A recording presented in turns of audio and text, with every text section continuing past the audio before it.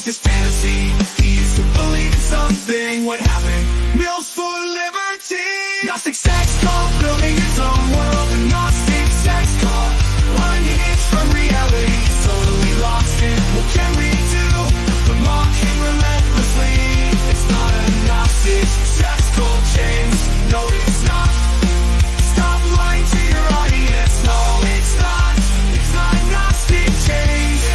Mary Nardini tells us queer liberation means the annihilation of capitalism. Catch up, James. Whiteness means capitalism. Queer theory hates capitalism. Whiteness means capitalism. Queer theory hates capitalism. Whiteness means capitalism. It's all about capitalism. Everyone knows it's capitalism. The socialists know it's capitalism. Wake up, James. It's capitalism. Whoa. The socialists know it's capitalism. Wake up, James. It's capitalism. It's all about capitalism. Everyone knows it's capitalism. The socialists know it's capitalism. Wake up, James. It's capitalism. It's capitalism. To pocket all that money from the mills for liberty.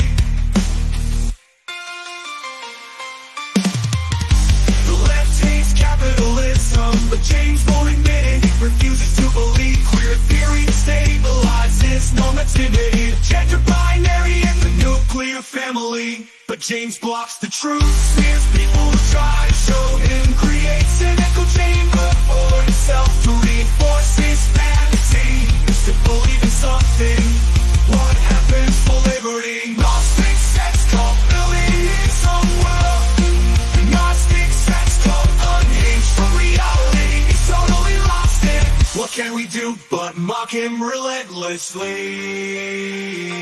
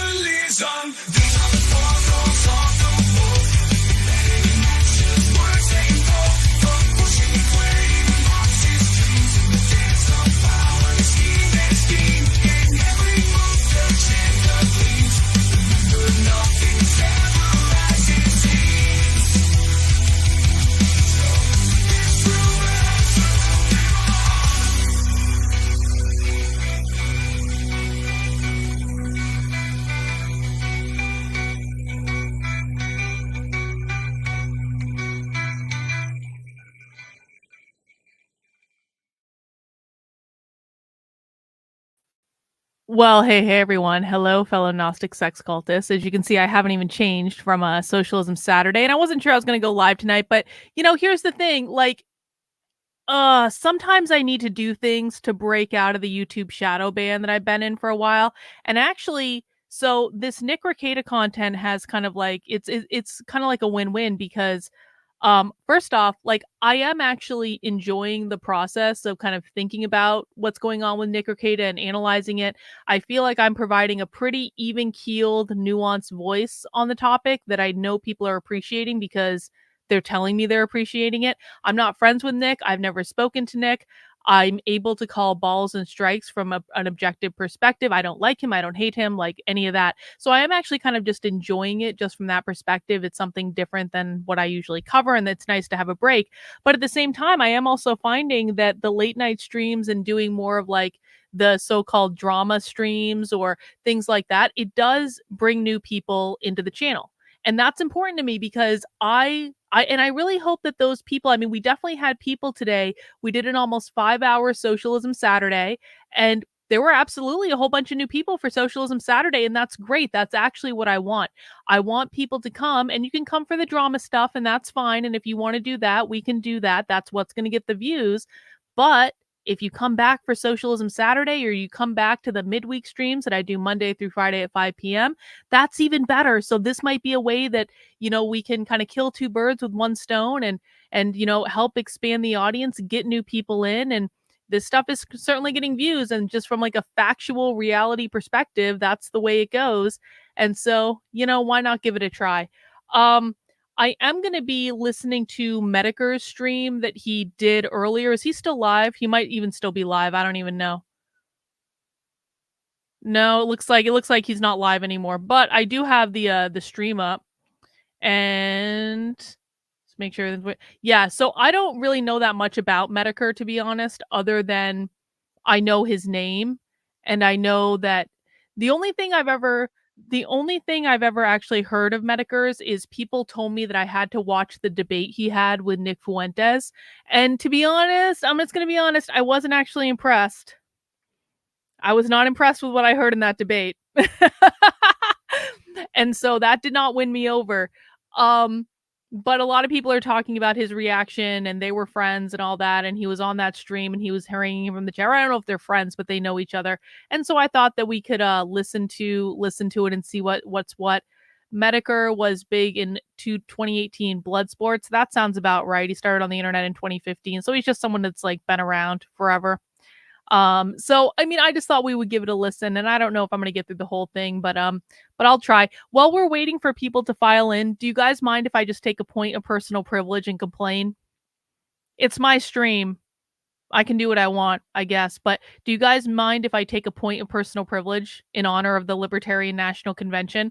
So Trump spoke at the Libertarian National Convention tonight, and apparently Trump has decided, and not even just Trump, but all conservatives on Twitter have decided that they are just not interested in getting libertarian votes, which is really dumb, to be honest. I mean, listen, first of all, if Trump was expecting to go into the Libertarian National Convention, and just so people know, I was a delegate at the last Libertarian National Convention, so I actually do have some direct experience with this. I was involved with the Libertarians in 2021 and 2022. After that, I kind of backed off my involvement because, to be honest, it was a giant ass waste of my time. I've met a lot of great people in the Libertarian Party. I have a lot of friends in the Libertarian Party. I consider myself to be a libertarian, but the party is irrevocably effed. And they're not doing anything productive. They just fight all the time. It's awful. And so I basically removed myself from the situation at the beginning of 2023, started focusing in my time on doing my stuff instead of supporting libertarian stuff, and I'm so much happier. But the annual convention has rolled around. And if Trump was expecting to go in and give this speech at the Libertarian National Convention and not get heckled, then someone did not properly prepare him. because this was completely predictable. Like, libertarians have been fighting ever since it was announced that Trump was speaking at the convention. Most people didn't actually want him there because it's the Libertarian National Convention, and so they feel it should be about libertarian candidates. Now, what I will say, Trump did one thing right in this speech, and I haven't watched the whole speech yet, so it's entirely possible he could have done more than one thing right, but he did say he would free Ross Ulbricht. That is a really good thing, and he could have gotten a lot of people on his team from that. But then Trump did this. That's nice. That's nice. Only if you want to win. Only if you want to win. Maybe you don't want to win. Maybe you don't want to win. Thank you, D-Roy. Thank you. No, only do that if you want to win. If you want to lose, don't do that. Keep getting your 3% every 4 years. And now conservatives are running all over Twitter saying to any libertarian that's commenting on this, you're gonna lose. Enjoy your 3%. Here is what conservatives don't understand. Libertarians are well aware that they are going to lose. It is not a newsflash to any libertarian that they are going to lose. Libertarians don't care if they're going to lose. That's not the point. And so not only was it unnecessary of Trump to say, keep getting your 3% every 4 years, when Trump did that, he then set off all the conservative influencers going, yeah, Trump, you own the libs. Tell them, Trump. Tell them they're losers, Trump. Laugh at them, Trump. Yo, any gains, I promise you, and again, I've been involved in the Libertarian Party long enough to know this, or I was involved, rather. I'm not involved anymore, thank God. Any gains that Trump could have made by speaking at this convention and saying free Ross Ulbricht were instantly wiped out by Trump saying that at the convention, and now all the conservative influencers running around Twitter going, libertarians, enjoy your 3%, and that's literally the tone of voice that they do it in too. It is. I've had so many people say this to me. It's like, and then if you say like I did, because I haven't been planning on voting for Trump. Trump doesn't do anything for me. Trump doesn't speak to any of the issues that I actually care about. I have no hope at all that Trump's going to solve any of the problems that I actually care about. And that's his fault, by the way. That's not my fault. That's his fault. Then that's the fault of conservatives. So I don't owe anyone my vote. And then when I say I'm not voting for your candidate, they go, you're a Democrat, enjoy losing, and it's like, you've actually just made it more likely that I'm never going to vote for your candidate. And I mean fucking never. I am never voting for your candidate. There is no point. You don't want my votes. And this is something that conservatives don't seem to realize this. They think that Trump is going to waltz into the White House in November. And it's like, that's just not going to happen. I am sorry. There is a mathematical reality here in that you actually do need the votes of independents. Oh, look at this. See? Look, like this. Like, is this going to make me vote for Donald Trump? No, it's not. And not only is this going to make me vote for Donald Trump, I'm going to ban that guy and never have to hear from him again. Conservatives have driven away so many of the voters that they got in 2020 over the past 4 years. And I know this. I was a walkaway voter in 2020. I know a lot of walkaway people. Slowly but surely, conservatives have driven them all away from ever supporting them again. And so if you guys think that Trump is a shoo-in, and you keep driving people away, and you keep blatantly saying, oh, have fun losing, then don't cry in November, because they did this in 2022, and it's like, how did that work out for you guys? How did 2020 work? Were you happy with the results of the 2020 election? And then conservatives will say, that's because it was stolen. And it's like, it's like you people are crazy. Crazy. And I'm going to be honest, anyone comes into my chat and says this tonight, you can go join the conservatives that I'm blocking on Twitter, bro. No one cares. This is the point that you're not hearing. Libertarians do not care if they lose.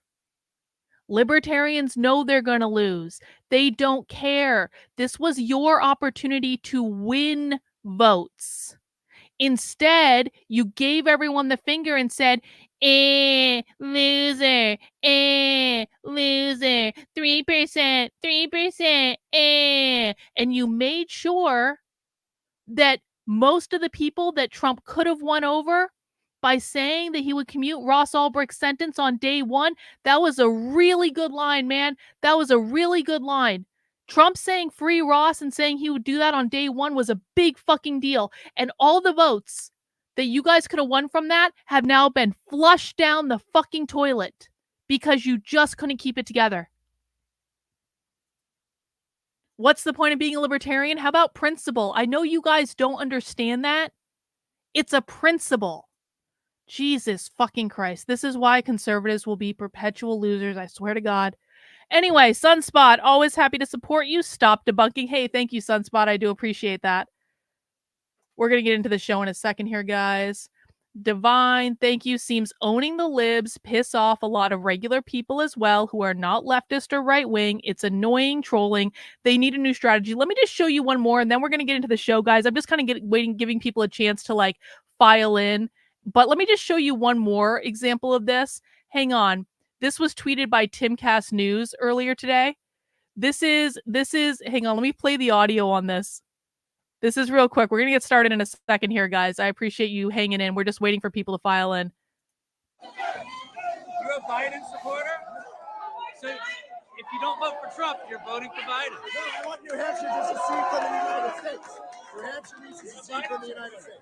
These guys are Biden supporters. Democrats. This is one of the stupidest things that's ever happened. Okay, so here's what's happening right here. This is again at the Libertarian National Convention. You have this guy, and we're going to talk about who he is in a second, holding a sign saying MAGA equals socialist. You have this Trump supporter who has only come to the Libertarian National Convention in order to listen to Trump speak. And he has a chance to win libertarian votes because this guy right here is trolling him. That's Jeremy Kauffman. People who watch my channel regularly know who Jeremy Kauffman is. Jeremy Kauffman and I used to be acquainted. We are no longer speaking because he's kind of an asshole. But you know, I actually don't consider Jeremy to be a bad guy. He and I have very different visions for what we want to do in the world and what we think is productive. I actually think that Jeremy is one of the smartest people I've ever met in my life. I actually don't want to shit talk him. I think he's a really smart guy. He is kind of an asshole though. And so we're not talking right now, okay? But I do actually know him. I did at one point consider him to be a friend.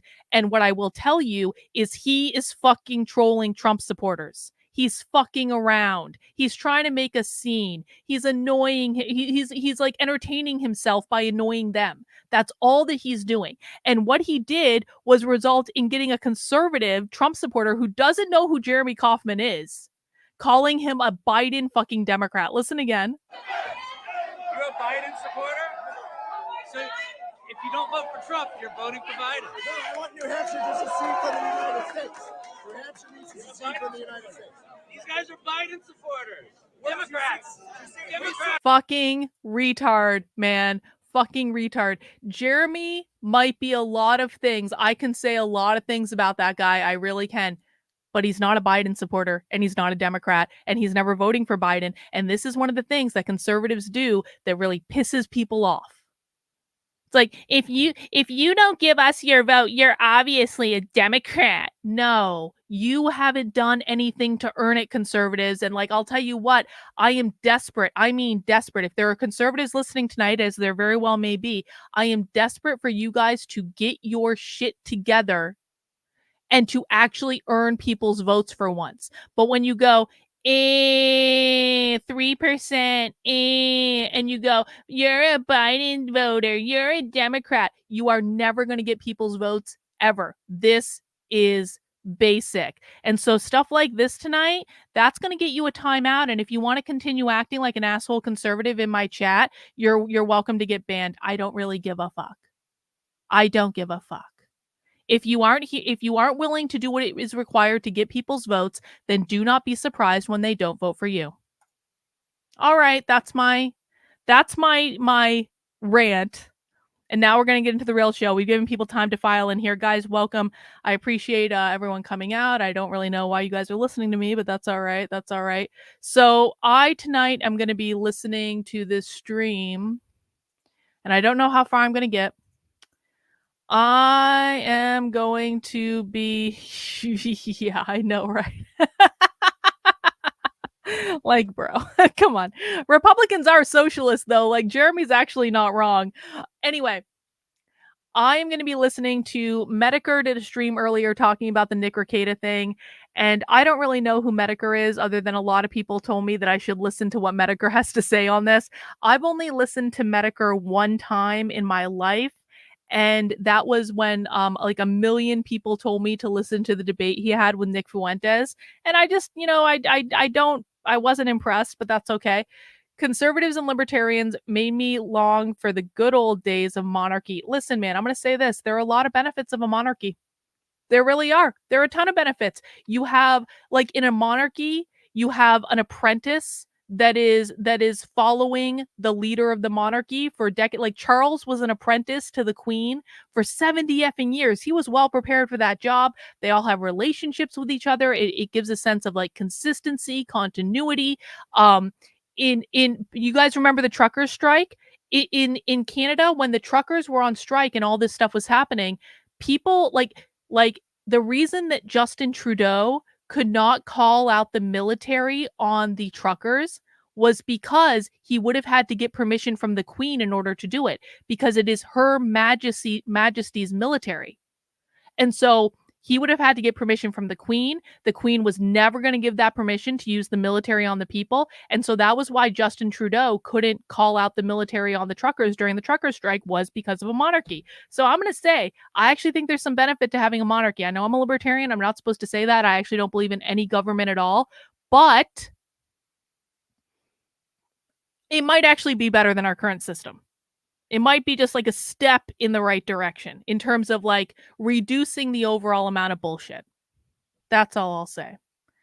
Jenny's getting icky with it. Thank you for the super chat. Nothing says you're stupid like going to someone's event and insulting the people holding it because you're too stupid to know who the people holding it are. Well, this was the other thing. Apparently, Trump voters showed up at the Libertarian convention and took over, like, the first several rows of seats that were saved for Libertarian delegates. And then the chair of the party asked them to leave the seats and let the Libertarian delegates sit there. And they had a massive meltdown about it. They're like, Libertarians are kicking out Trump voters. No, they were kicking them out of the first 4 rows of the seats because those were reserved for Libertarian delegates, and Trump voters were throwing a hissy fit. It's like, morons. I swear to God. Anyway, I like the monarchy because it's romantic. Well, it is romantic. They have diamonds and sparkly things, and, there is something. I like the legacy of it. I like the historical value of it. There's a lot to like. It's grand. Don't take my royal obsession away from me. Yo, I don't even know if they're going to get to it this year. I guess we'll see tomorrow. Anyway, we're going to be listening to Metokur's reaction. I don't like Metokur. I don't hate Metokur. I don't have any opinion on Metokur. I'm just going to give my opinion on it as we go. Well, let me just download this then. Fuck, it's already up, so. But I'll download it. Oh, shit.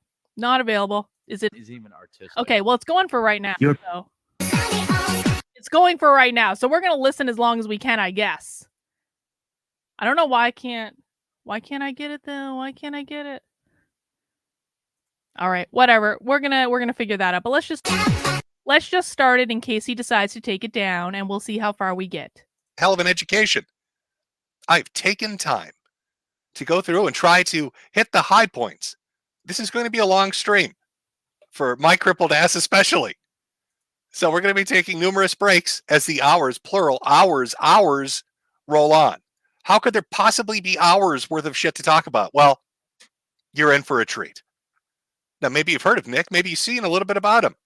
He's a guy that gained a lot of fame doing a lot of streams around certain trials. Oh, At one point, he had 100,000 So, plus people watching him. I can't Imagine that. access the stream now, Imagine but I that have level it of pulled up, so success. I'm just gonna leave it playing as long as I You can. start off as a modest 'cause I little can't lawyer access it from in my other browser. northern Minnesota, Ha ha ha. reading off legal documents and talking to an audience of maybe a few hundred people. And you parlay that over the years into an audience of 100,000 plus people watching you do court coverage in a unique way. So unique that you have television stations and Netflix documentaries and news articles writing about you. You've got Rumble offering you personalized contracts for big buku bucks. Everything's looking up. Everything is looking great. Yeah, we snuck. I mean, in the there back you are. door. You're a family man. It's true. You have the perfect life. You have the I ideal hope I can pause this and can I pause this and keep going? life. The life people I can. Okay. Okay. So we snuck in from the back door because I already had the link up. He has taken the video down, but it still works for me. So we're gonna go. We're gonna go as long as I can. Stop spreading gossip, Joseph. That's not nice. strive for. I'm not gonna A reload. lot or of people out there have anything. dreams I of what can't they want. break They want fame, anything. success, money. But we also have those modest dreams, those attainable things that are just out of grasp, but if we put enough work into it, we can have it. And that's what Nick Rekieta had. He had a family, a wife, loving wife that he was married to for many years. He had multiple children, Oh, lived in a beautiful house, had an inheritance, excellent. had a degree in a Thank you, profession that Tom. would have provided for him for the rest of his life. I'll find. And then on top of that Just in idyllic life that case. most people would strive for, he found numerous successes. It's insane. And he was right on the cusp, right on the edge of taking that and turning that into something that was going to be amazing. And you're about to hear the story of a man that allowed victory to defeat him. You're about to hear the story of a man that allowed his faults and foibles and follies, to his personal vices, to overwhelm him, to overtake him, and to destroy that which he had built up. You're going to see, let me put it this way. I think we have a tendency when we look at celebrities, actual celebrities, talking mainstream here, to wonder how the fuck did their life turn out like that? Why is Britney Spears so Okay, I've got the archive. So in case this stops working, I do see the archives I do see the archive that's up. So we have that as a backup. But we're going to go with this for right now because I'm actually kind of curious now. Like, I didn't know that if someone took down their video, but I already had the link kind of loaded in my browser. Like, I didn't know I could still listen to that if they took down the video, and I'm kind of curious to see how long this actually works. So maybe this could just be a good little experiment. Guys, if you come in and make it, let me be extremely clear. You Kiwi Farms retards didn't quite put together that the video I put up about saying that I absolutely believe that Kiwi Farms contributed to Nick's drug and alcohol use, which I 100% stand by, and I'm not the only one who thinks that, but that was also bait for you. Because I want as many Kiwi Farms assholes to identify themselves as possible on my channel so I can block all of you. So all of your comments, all of your reading, you're doing exactly what I wanted you to do. Congratulations. And if you want to continue to complain about it, I'm not afraid of you. You assholes have done everything to me that you can possibly do. There is nothing else that you can do to hurt me. So you can continue to whine and complain, and when you identify yourself, I will just ban you.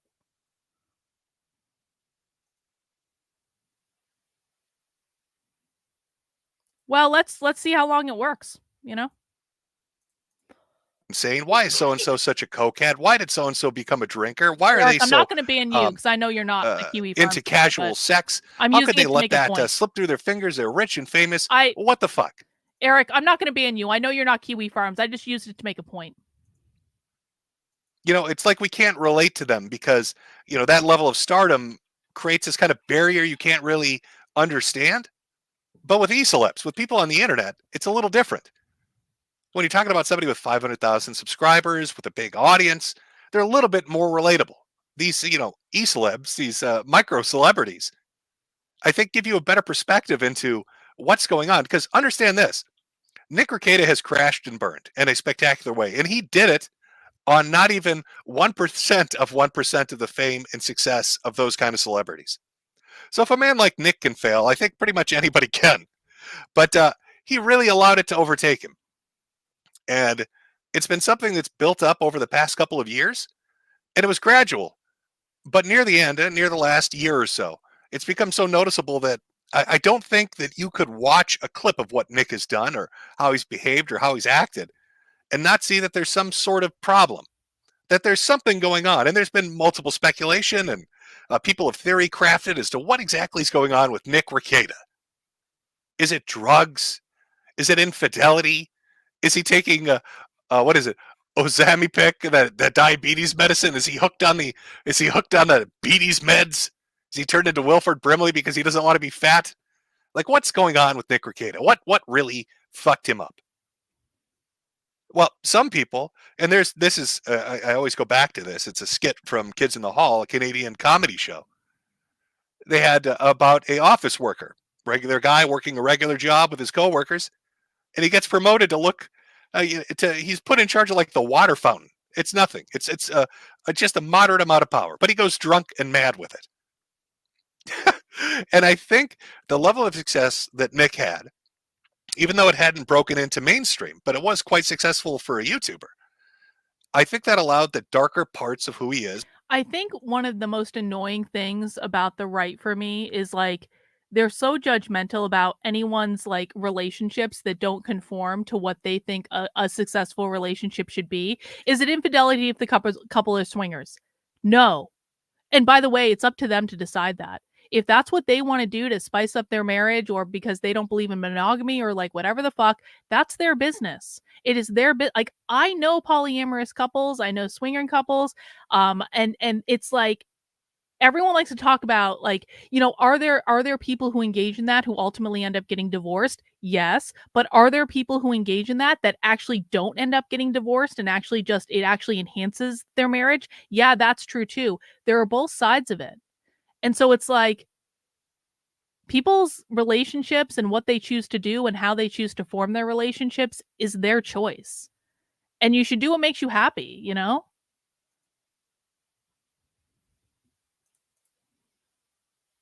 To take over. I think everybody sort of has a tendency to daydream. We all do.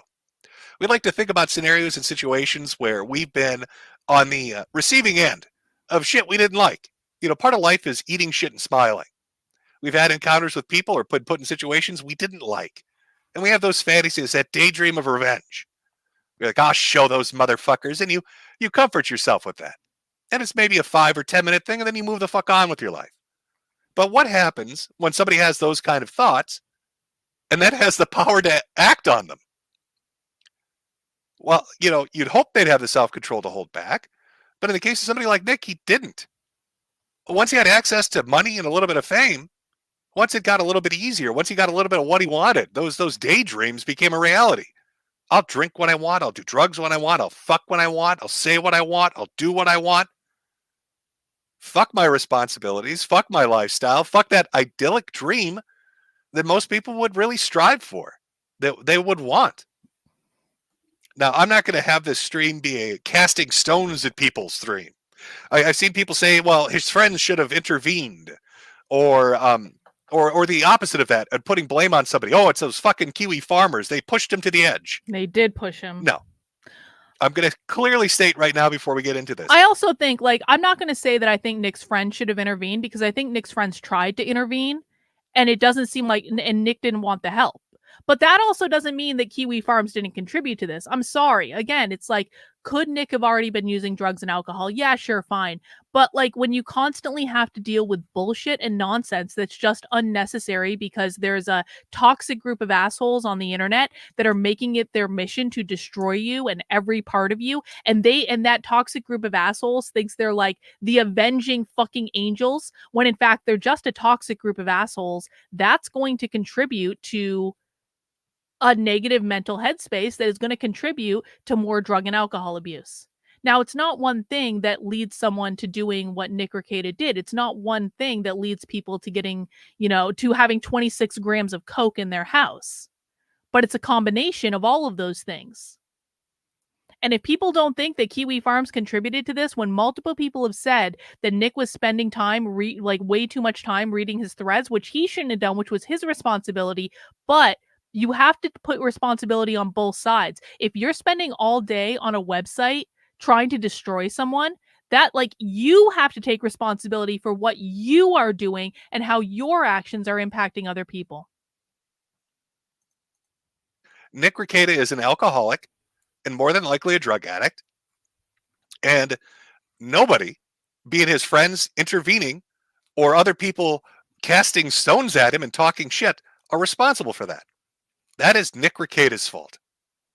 And nobody can fix Nick Rekieta but Nick Rekieta.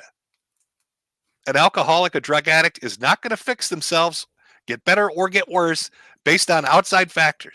I'm stopping the video so I can actually hear myself talk and so I don't miss anything that's of importance. But I do appreciate that. I'm just saying that I'm stopping the video because I want to hear myself think. That's their own shit, their own demons. The blame for what we're about to watch in this tailspin into stupidity lays solely at the feet of Nick. Nobody else. Not a single other fucking person in the world. It's not his friends for not intervening, and it's not Kiwi Farms for calling him a retard. We're talking about ceiling cats or Joshua Moon talking about shower calls. That's too easy of an out. So we're going to watch a descent into madness, and I apologize. I know we wanted to talk about pepperonis. We'll get around to Tomlinson and his wacky, wild bullshit. I'll link at the end of this stream. I will link you to amazing resources. You can watch a documentary.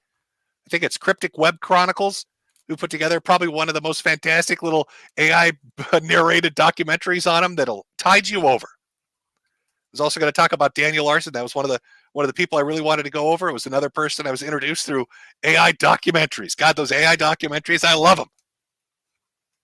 I'm just going to go over a couple other people too. I'm going to keep those as a surprise because they're very small and unknown, but I think you'll like them.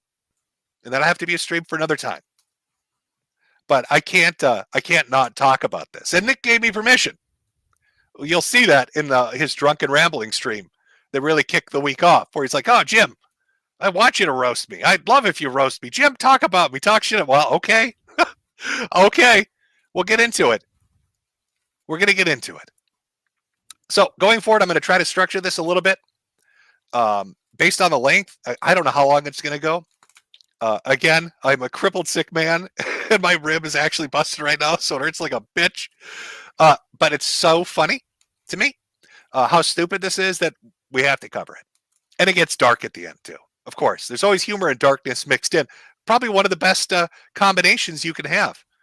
One of those dark comedies, except it's real life. It's a real guy. This guy really did this shit. And you're gonna see it all as we go through. So I'm going to say this, and again, for people who maybe have just joined, I have only listened to Metokur once in my life, and that was the Nick Fuentes debate in which they just yelled at each other for a while, and I wasn't impressed with either of them. So I really don't have an opinion of him, like, on either side of this coming into this. But what I will say, for someone who I know is sick and isn't like necessarily feeling his best, he does actually sound pretty good. He sounds like he has life in him. He sounds like he's probably excited to be doing this. And I saw someone kind of like ragging on him in the chat earlier saying, you know, you're on your deathbed and you're making drama videos on the internet. Well, you know what? If someone is dying, and that's a sad thing, but what do you expect them to do? They're going to do the things that they enjoy and that make them happy. And that's what they should be doing. And maybe he enjoys this and it just makes him happy. And this is what he wants to spend his time. I know nothing. I never wanted to be on the internet. This was an accident. So I literally know nothing. So you guys can fill me in if you want. Like, what do you like about him? What don't you like about him? Let me know in the chat.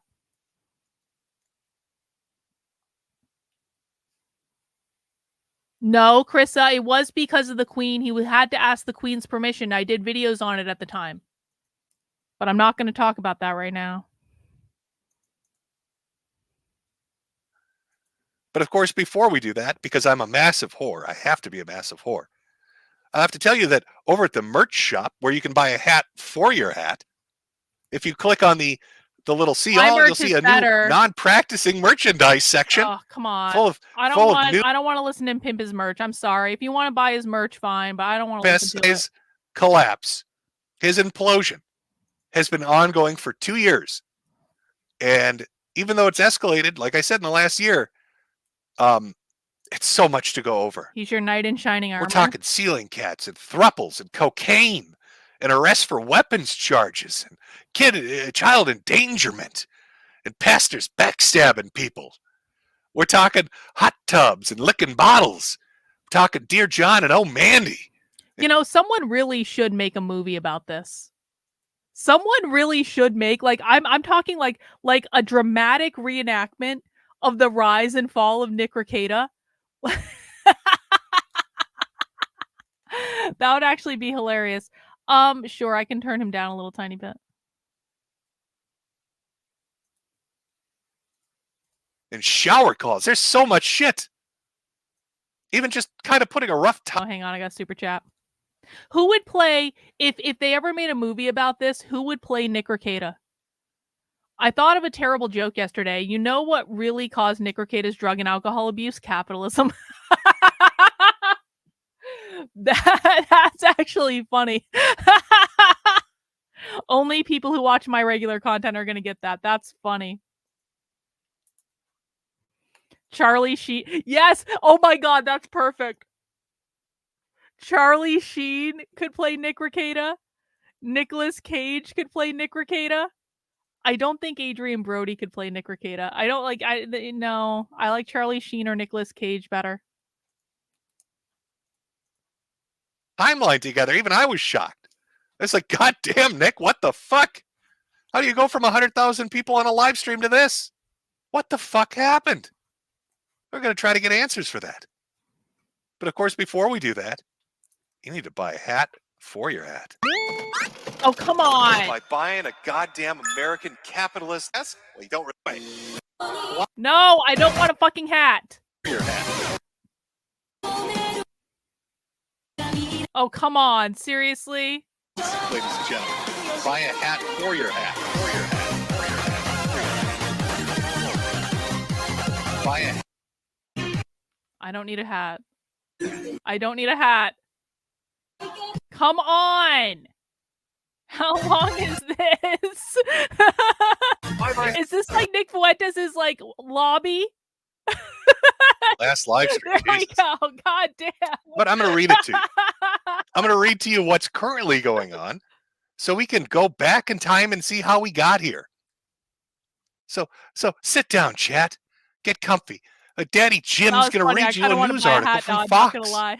I kind of want. Minnesota-based lawyer and online legal analyst Nick Rekieta is facing a drug charge in his home county. Rekieta was arrested Thursday along with his wife and a fellow online personality. That fellow online personality, by the way, ooh, is there a story to that one? Prosecutors filed charges against Rekieta and his wife on Friday for second-degree possession, child endangerment, and a gross misdemeanor firearm charge. According to the charges, law enforcement attempted to execute a search warrant on May 23rd at Rekieta's home in, well, I'll redact that. Trying to be a nice guy here. I know his shit's all over the internet, but I'll try to abstain from listing locations. So at his home, it was greeted by a girl at the front door who would not let them inside. After Rekieta refused to provide the door code, law enforcement used a door ram to get inside and found Kayla, the third internet personality, and 4 juveniles inside the dwelling. Law enforcement proceeded to search the master bedroom and bathroom where they allegedly found a variety of drug paraphernalia. Okay, you assholes, I'll buy a fucking hat. Okay. Send super chats so I can buy a hat. I have a sister who survived heroin addiction. I have some ideas on how serious addiction can get, and yes, it's serious. Yeah. I'm sorry to hear that, MacB. Thank you for the super chat. Yeah, including 3 small baggies that tested positive for cocaine, 8 green tablets that tested positive for ketamine, and a digital scale and several other items that tested positive. The charges claim. Authorities also found a Sig Sauer AR with several magazines and a loose ammunition under the bed, including a spent shell casing on the bedroom floor, and located additional firearms and ammunition in the garage, according to the records. Police took Rekieta and his wife into custody, and he told law enforcement that he and his wife stayed in the master bedroom, where law enforcement claimed to find the most drug paraphernalia. but then refused to answer questions about the cocaine according to court records. Oh, shit. Before the arrest, some online users had raised concerns. Hang on. Skara, I didn't mean to ban you. I apologize. I didn't mean to ban you. I'm unhiding you. That was not meant for you. I apologize. I just banned a new user on the channel accidentally. Okay, I can't ban anyone right now. So everyone just behave, okay? Don't be a dick. No whining. There are rules to my chat, guys. For anyone that's new, I do have rules just to keep things nice for everyone. Number 1, don't be a dick. Don't insult me. Don't insult other people in the chat. If you do as Cougar Kitty did, and actually Cougar Kitty is going to get banned because that ban was meant for Cougar Kitty, and I just hit the wrong button because it was one button below I should have. Anyway, don't be a dick. No whining. That's it. So at Rekieta's health, this week sharing a clip of him appearing to doze off during a stream. Yes. Law enforcement noted Rekieta had several injuries to his arms at the time. People who are not They described here. the injuries as sores that are common with controlled substance users. Rekieta, who owns a law firm based in his hometown, saw his online following skyrocket during the pandemic as he covered cases including Kyle Rittenhouse trial and Johnny Depp's lawsuit against Amber Heard. He has more than 150,000 followers on Twitter and nearly 450,000 subscribers on YouTube. Rekieta and his wife are set to make their first court appearance on Friday morning. Oh, well, shit, it's Saturday, isn't it? Yes, that's come and gone, Chad. It's come and gone already. Ooh. Oh, how did it turn out, Jim? Oh, we're going to find out. Now, I have a surprise. Yeah. I know everybody thinks that Kiwi Farms is like... I kind of agree with this. Like I'm an anarchist, right? So I actually don't think that anything that Nick did it should be illegal.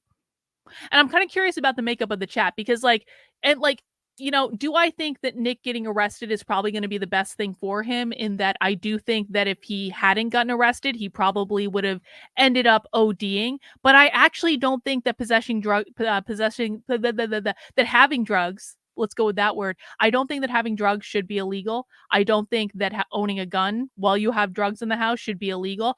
I don't even necessarily think that, having drugs around your kids should necessarily be illegal, though I don't think it's a good idea for kids to be around drugs. I'm not saying that. I just don't think it should be illegal because I don't think the government should exist. So I'm not endorsing drug use by children. That's not what I'm saying. I just think that I actually don't think that anything they were charged with should be illegal. And so the reason I say that is I'm kind of curious about the makeup of the chat right now. Press 1 if you think that the things that Nick got charged with should be illegal. Press 2 if you do not think that the things Nick got charged with should be illegal. Press 3 if you kind of you think some of them should be legal, but you think some of them should be illegal. So that's 1 if you think everything should be illegal, 2 if you think it should not be illegal, and 3 if you're kind of like a mix. I'm just curious. Like hot shit. Like they get all the breaking fucking news. Oh, Joshua Moon. Oh, he's got all the breaking news. Jim beat you motherfuckers. I used the Freedom of Information Act and I got the body cam footage, Josh. Oh, slam dunk, bitch. Boom, shakalaka. Oh, Daddy Jim got that body cam footage. Oh, let's watch the body cam footage. What happened at the Rekieta arrest, Jim? We beat the Kiwi farmers to the good shit. Oh, here comes that body cam footage. Oh, it's so good. This is because Rekieta was arrested on his way driving to his house. 2s and 3s. So score 1 for Jimmy. Huh. Let's take a look at how this went down with the police officers. Here is the arrest body cam footage of Nicholas Rekieta. I need you to step back. I need you to step back right now. There were body parts in my yard. Sir, this is your last warning. You gotta be kidding me. You got about 2 seconds to stand down, or I'm going to pepper spray. Oh, you're going to pepper spray? You understand that? That is perfect. Pepper spray the man who's expressing his opinion under the First Amendment. This is funny. Oh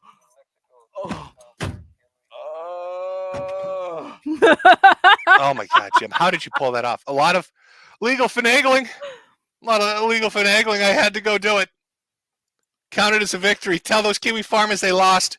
Tough nuts, Josh. Enjoy the Ukraine or wherever you live. All right, I'm in America, where winners stay. And I got that body cam footage. Score 1 for Jimmy boy. In all seriousness, though, let's take a look at the mugshots. Oh! Hang on, we got a super chat. Sequitur, thank you. It's been a while, so hey, Dr. K. Also, oh, shoot.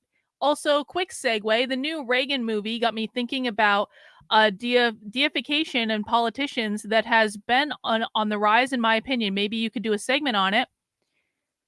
I'll have to think about that. It's almost 1 a.m., so I'm not gonna be thinking about a highfalutin kind of like serious political analysis right this second. We've crossed the threshold to when my brain kind of shuts off. And so I'll take it under advisement. I do appreciate the super chat. Thank you. A couple of questions you might be asking yourself as we get into this story. We've already established Nick Rekieta is a popular online internet personality. That's him in the middle. And I'm going to be honest with all of you. That is the exact face I would be making too.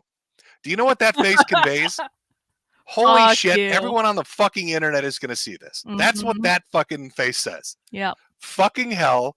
I'm going to be on 4chan and 8chan and Kiwi Farms and Twitter and Reddit the moment this is posted. He just know. That's such a defeated look. That's fuck me. There's no way I can get out of it. I can't hide anywhere. I can't reach. That's the look I would have. Just ass mad, platinum ass mad. That's the look. That's the fucking look he's wearing. I really do wish we had like a glimpse into Nick's head and what he was thinking throughout all this. I can't wait for Nick to talk about this. It does seem like Nick is probably going to stream sooner rather than later because he's being a retard and how he's handling this already in like the day and a half since he's been out of jail. So it does seem like Nick is like itching to talk about it. And I mean, like how I read this is like he kind of like what Metokur said, but he's also more like "fuck you, you assholes," like that sort of thing. It's almost like you can hear his thoughts inside his head right now. He's thinking, "Fuck you, Josh," Yeah, because he hates Null. He's thinking, "Fuck you, Josh. This is your fault, Josh. Mm-hmm. I hate the Keno Casino." Now on his left, looking like a deer in headlights, is his wife. I'm guessing the drugs are working the way out of her system. I don't fucking know. We'll get into the charges later. Now, you might be confused. Wait a minute. If that's Nick with the black eye in the middle, and that's his wife who looks like she's coming out of the K-hole, who's the chick on the right? Who's the blonde on the right? Well, that's a little bit of a side piece. That's a well, soon to be formerly married woman. Her name's April. You could think of her as a living fuck toy. She's the little she's a living fleshlight. That's who that is. Wow. They kept her in a little cage. Oh my god. They kept her in a little cage. They brought her out. She did tricks. She'd do tricks for people on occasion. So there they are, all together in their mugshot. Nick pissed as hell because he knows that people are going to be looking at this mugshot. His wife coming out of the K-hole, and April wondering when her parents are going to pick her up because she's like 14 years younger than both of them. Am I going to get paid for that? Oh my God. Am I going to get paid for the work I did?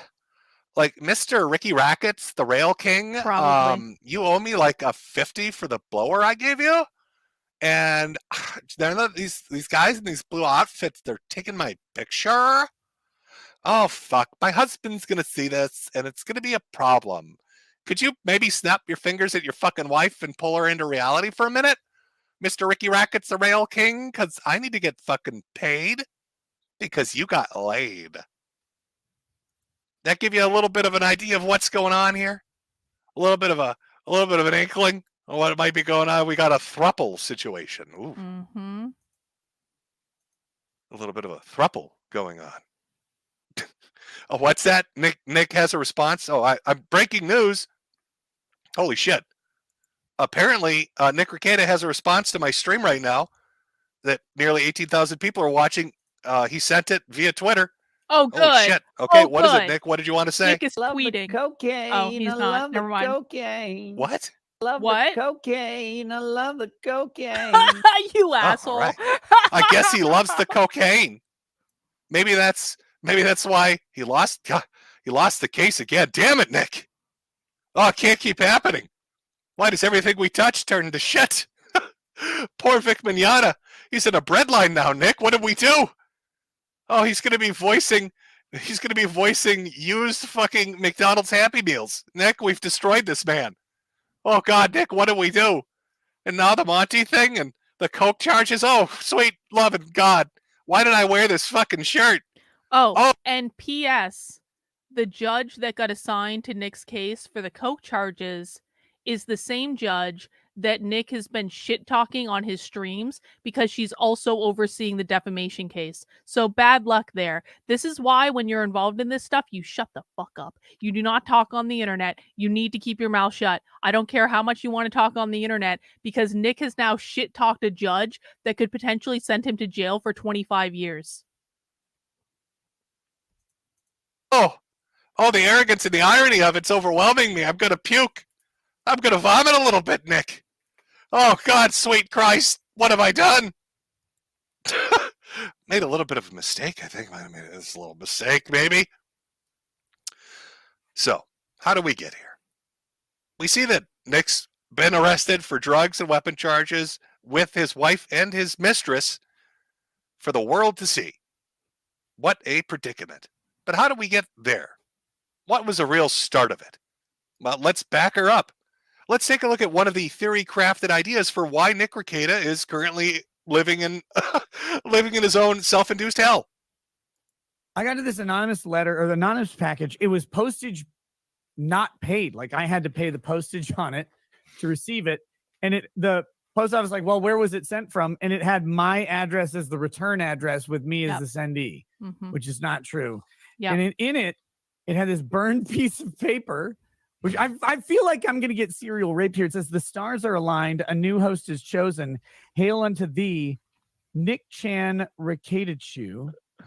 And then with that came this. And this was so weird because this came before the mention of Sonic in the trademark dispute that we were talking about last night.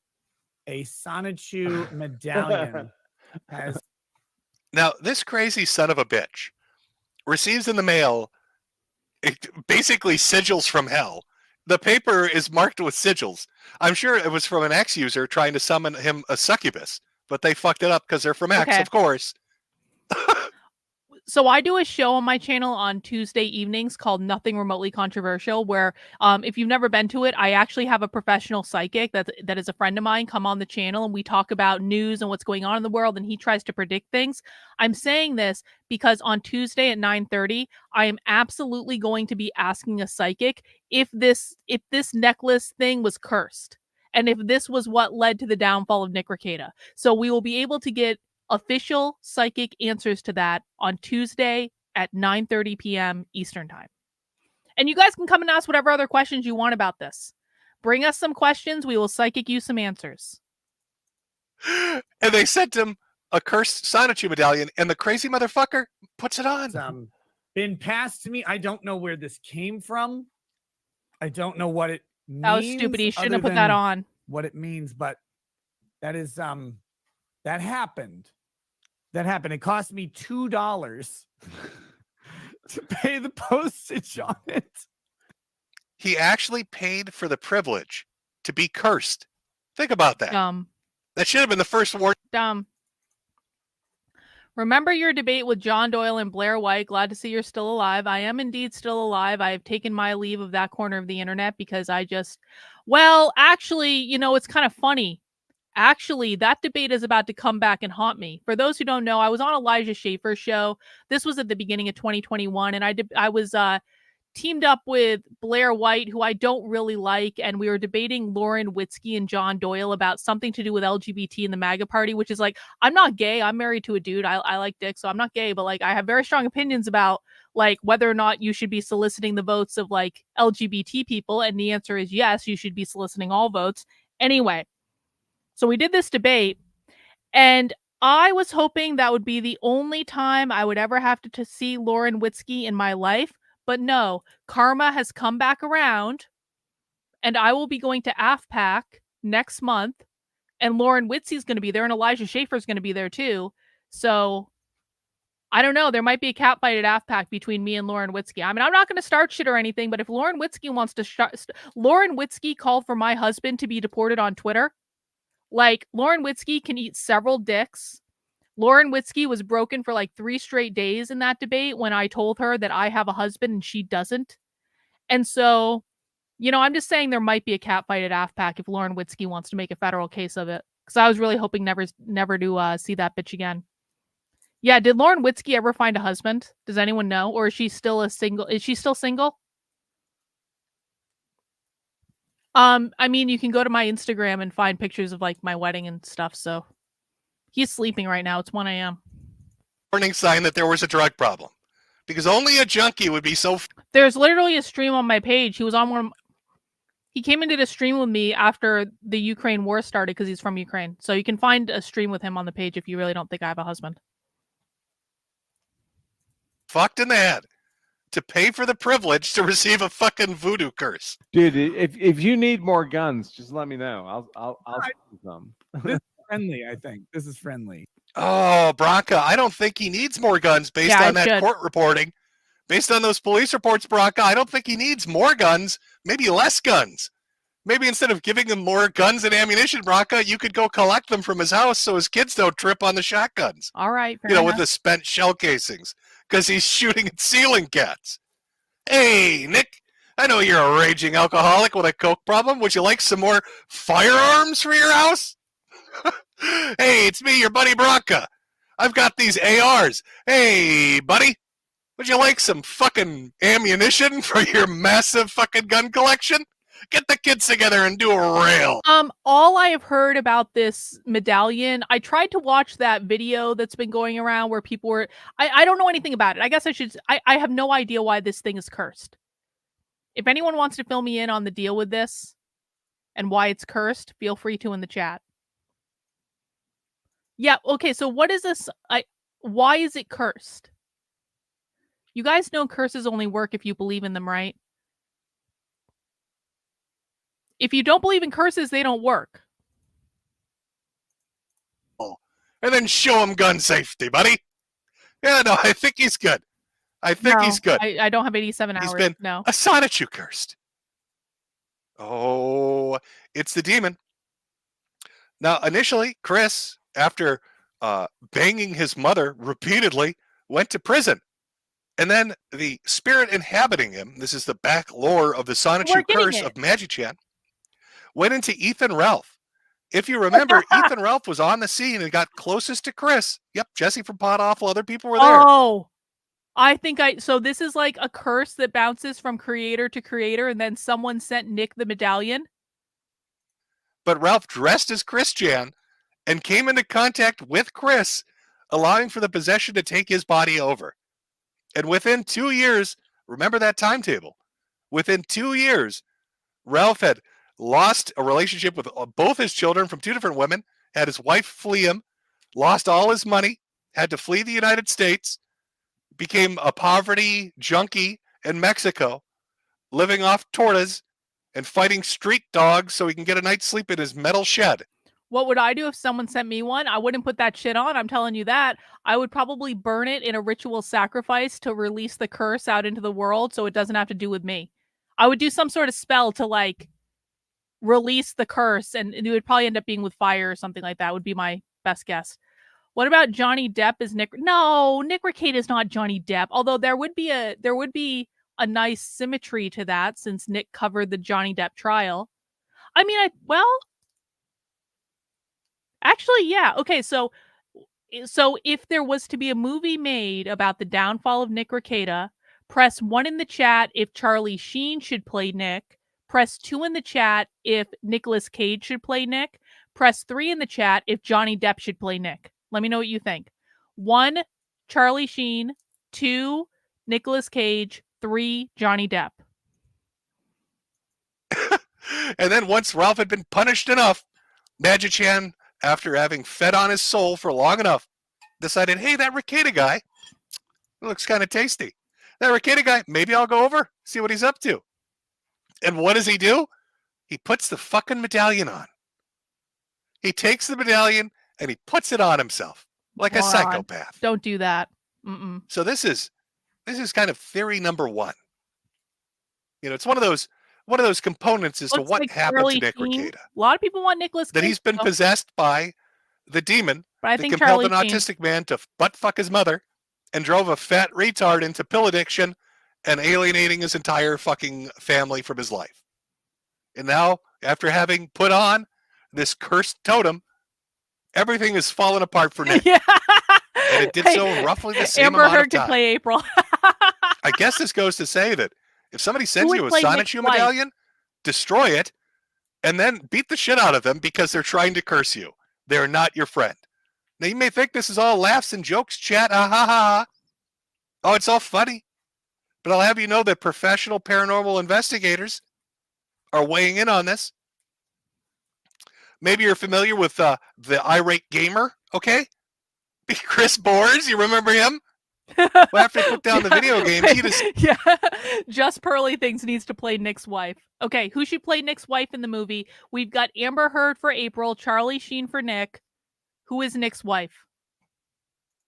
Decided he was going to go bust some ghosts. Wanted to be a real-life Egon. And he's out there giving advice after having watched the case of Nick Rekieta. Hey guys, Chris the Ghost Doctor here. And last night I ended up answering a question about a online personality. I guess his name is Nick Rekieta. I hope I'm saying that right. I don't know who this guy is, but my reply ended up getting a lot of buzz. So I told everybody that I would do a video on this and kind of explain things in a little bit more detail. So they sent me some pictures of this guy back in like 2019 as compared to now. And if you see him back in 2019, Oh, he's Courtney very, Love for full- Nick's he looks wife. full of Good- life. He good one, talks very Crowdfeather. well, Yes. and now his face is very gaunt in his videos. I guess he slurs his words. Now, all jokes aside, right? And I know this is funny. And there's another Boars video we're going to watch too. But like, he's unfamiliar with Nick. All right, like Chris is off doing his own shit. He's doing like ghost stuff and video game stuff. He has no idea who the fuck Nick Rekieta is. But even him, an outside observer who has no knowledge of Nick at all, looked at a picture of him from just a few years ago and compared it to what he currently looks like. And he's like, yep, that's dumb. That's demonic possession. This guy is so fucked up. It has to be demons. That's how fucked up. To a normal outside observer, Nick Rekieta looks right now. The change between just a few years ago and now to a completely neutral third party. He looks so bad he's convinced he has hellspawn living in his fucking soul. On the verge of passing out from time to time, and people are like, what is going on with this guy? Because I guess he's an alcoholic. At one point he put a necklace on, and I guess there's some theories out there that it was cursed, and could that do anything?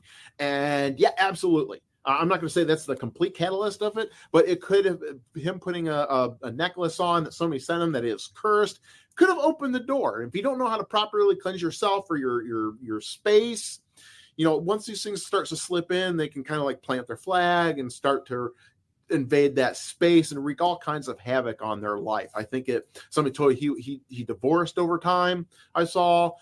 So yeah, they can just get in and cause all kinds of havoc in your life. And I saw that he's an alcoholic too, and that's kind of taken over his life as well. And the problem with this is every vice, human vice out there, drugs, alcohol, even porn, has their own frequency level that attracts beings in. They have their own frequency beings. So Okay. Just the people. Okay. One thing you need to know about Nick is that over the last year, as he's done multiple streams, he will occasionally start to look around the room, baffled, in silence. He'll stare off into a certain direction, or he'll stare up at the ceiling. And people have made jokes about ceiling cats inhabiting his house and living in the rafters, or a literal corner demon, which he looks at all the time. And this is our ghost expert, certified 100% believable Chris Bores. He's a fucking expert, concluding that yes, the frequency of Magichan has instantiated itself. Is that the word I'm looking for? Has become corporeal and latched onto Nick and is now living in his house. So when you look at those old clips of Nick Rekieta, why is he looking off in the corner? What is he doing? Our ghost expert here is confirmed. In fact, he is staring at demons. Literal hellspawn. you have these alcoholic spirits Nick should- around you, this- constantly feeding off you because they See, love this should be the type of thing that Nick streams right now. Nick should get an exorcism. He should hire a professional exorcist. They should do a whole thing, and Nick should do a whole exorcism stream in which I'm talking like priests. I want multiple priests involved. I want a whole kind of like, you got to set mood lighting that's got to be dark and dingy, and Nick is like lying on a bed or something, and they're excising him, and they're like, the power of Christ compels you, and like all that. That'd be a great stream. they're not living. They can't drink a beer, so they have to drink it through you. They're feeding off you. And Oh, Jennifer Connelly would be good for Nick's wife. Nick Rekieta is not really an alcoholic. Nick Rekieta is not really an alcoholic. The demon inhabiting him is. That's a great. Anybody ever use that one at AA? Fuck your 12 steps, okay? I'm possessed by Satan, and Satan is a fucking alcoholic. This is not my fault. All the more reason for the exorcism. This is why we see the life force kind of like draining out of this guy over time, because maybe that's exactly what's going on. Something is feeding off him. I've come up with different classifications of spirits, and parasite spirits are just one of those things. They feed off people, places, and things. So yeah, this is a thing. I'm dead serious here. Over time, he's also gotten talking about sex more and sex acts and things like that, and that's another attribute to this. You get more guttural in all your actions because you have no inhibitions. 1 in the chat if you would like to see Nick Rekieta do an exorcism stream. 2 in the chat if you do not want Nick to do an exorcism stream. Basically what Chris is saying is, I looked at this dude, and all he does is massive rails of coke and drink himself stupid and fuck whores. Has to be demons. Now, there's a little more to the video, but I think you get the gist of it. He even did a follow-up video talking about the medallion itself. How could you get rid of this evil totem? I think we're going to need an exorcism stream. How is he not like the king of X, by the way? Holy shit. Nick needs to do that. Dr. Chris here, and today I want to talk about curse removal, because I'm getting a lot of questions on, if you have a medallion, a sonichu medallion, how do you remedy that situation? How do you get rid of this? You burn curse? it in fire. So the best way and most effective way is to throw the item away, get it out of your house. If this thing does have an attachment or like a tulpa like energy attached to it that's causing havoc on the unseen level that you can't see, just get it out of your house. It causes chaos once it's there, and once it's in your house, it's going to plant its flag in your house and start causing all kinds of chaos that I don't know what that means. Up. Thank you. Yeah, like maybe burn the fucking thing. I'm not a huge paranormal guy. I like it for the entertainment value of it, but Chris isn't wrong here. Again, he's the fucking expert. I love the fact too. We all need to work together on this. We all need to like there needs to be several of us to make sure that Nick gets the message. We need to let him know that we want to see an exorcism stream, and we're serious about this. I will pay good super chat to watch Nick Rekieta get an exorcism live on the internet, and I think a lot of people would. And so can we all gently suggest this to Nick very nicely, that when he's ready to come back and stream, what he should not be doing is talking about the judge. What he should not be doing is talking about his case or anything like that. He should just do an exorcism. Can we all take a minute to appreciate the fact that send him he got holy shit water for so long for being a knockoff AVGN. And now he's like a ghost expert weighing in on the demonic possession of Nick Rekieta by Magichan. I love that. I want him to do more videos on. I'm not even bullshitting. I fucking love it. I want to see Chris Bores investigate the paranormal. We need that. I need that in my life, as short as it is, Chris, please. When I die, I'll become a ghost. I'll be your sidekick. We can work together. And this is my helper spirit, Metokur. He also likes to attach to people and make them do obnoxious things. None of this is my fault. It's all Jim. He's doing it. So Chris's expert recommendation, burn the fucking thing. What are you doing, Nick? Are you stupid? You got an anonymous letter with demon sigils on it, and you put it on like an idiot. He just, he tempted fate. Magichan got a hold of him. Now, this is such a weird thing to talk about, but it is bizarre that everybody that's possessed this stupid little medallion has had horrible things happen. Christian going to prison for banging his mommy, Ethan Ralph's life imploding, and now Nick Rekieta is under arrest for drug and weapon charges. I don't know which e-celeb is going to get this next, but burn the fucking thing, throw it out a window, Burn it. have your neighbor roll over it with their car. You don't want Magic-Chan knocking on your door. But what you do want, what you really want to make sure of, is that you buy one of those Magic-Chan posters. No. Or no poster. Chan, the man directly sitting next to him, Coach Red Pillar, as Nick likes to refer to him when he's drunk and high as a kite, Chef Red Pill, chef's kiss, got his head blown off in the Ukraine. Yeah. He's dead. Send it to Kino Coach is fucking dead. Ethan Ralph with a double thumbs up, showing the sexual prowess he possesses when he gives a little truffle hunting to a hooker. Had his life implode. And then we got Andy over there, who currently is doing pretty well, but he did have his whole aim thing, and was really down in the doldrums for a while there. All four of these people, real bad luck, and Nick's been the latest victim. Brittany which makes you Venti wonder, wore it? Was anybody else Oh there? man, I am fully in support of Brittany Venti getting cursed with that medallion. I think that's a really good idea. There? If we're talking about bad luck and curses, if we're talking about who's next on the hit list for some nefarious ectoplasmic evil that lurks out there, that's hunted these men down for some reason because of their gathering in Knoxville, who's not in this picture? Who else was at Knoxville? Pearl got it. That might be Also a good future victim. I wonder. Who could it be? I don't know anything about this guy other than he kind of seems to be an asshole on the internet.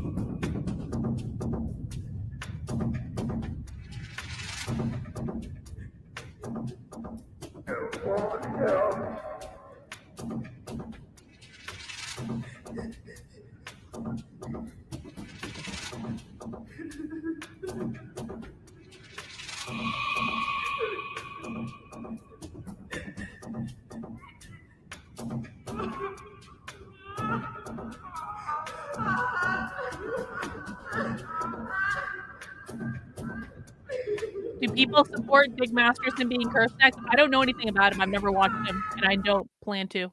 I mean, it's not like he's out there challenging the spirit of Magic-Chan, saying, "Bring!" Oh my God, he is. Josh on Twitter, wear the medallion or shut up, you worthless limp cock. To which Dick Masterson responds, "Send me the medallion." Oh, he asked for the it. demon must be guarded. Now.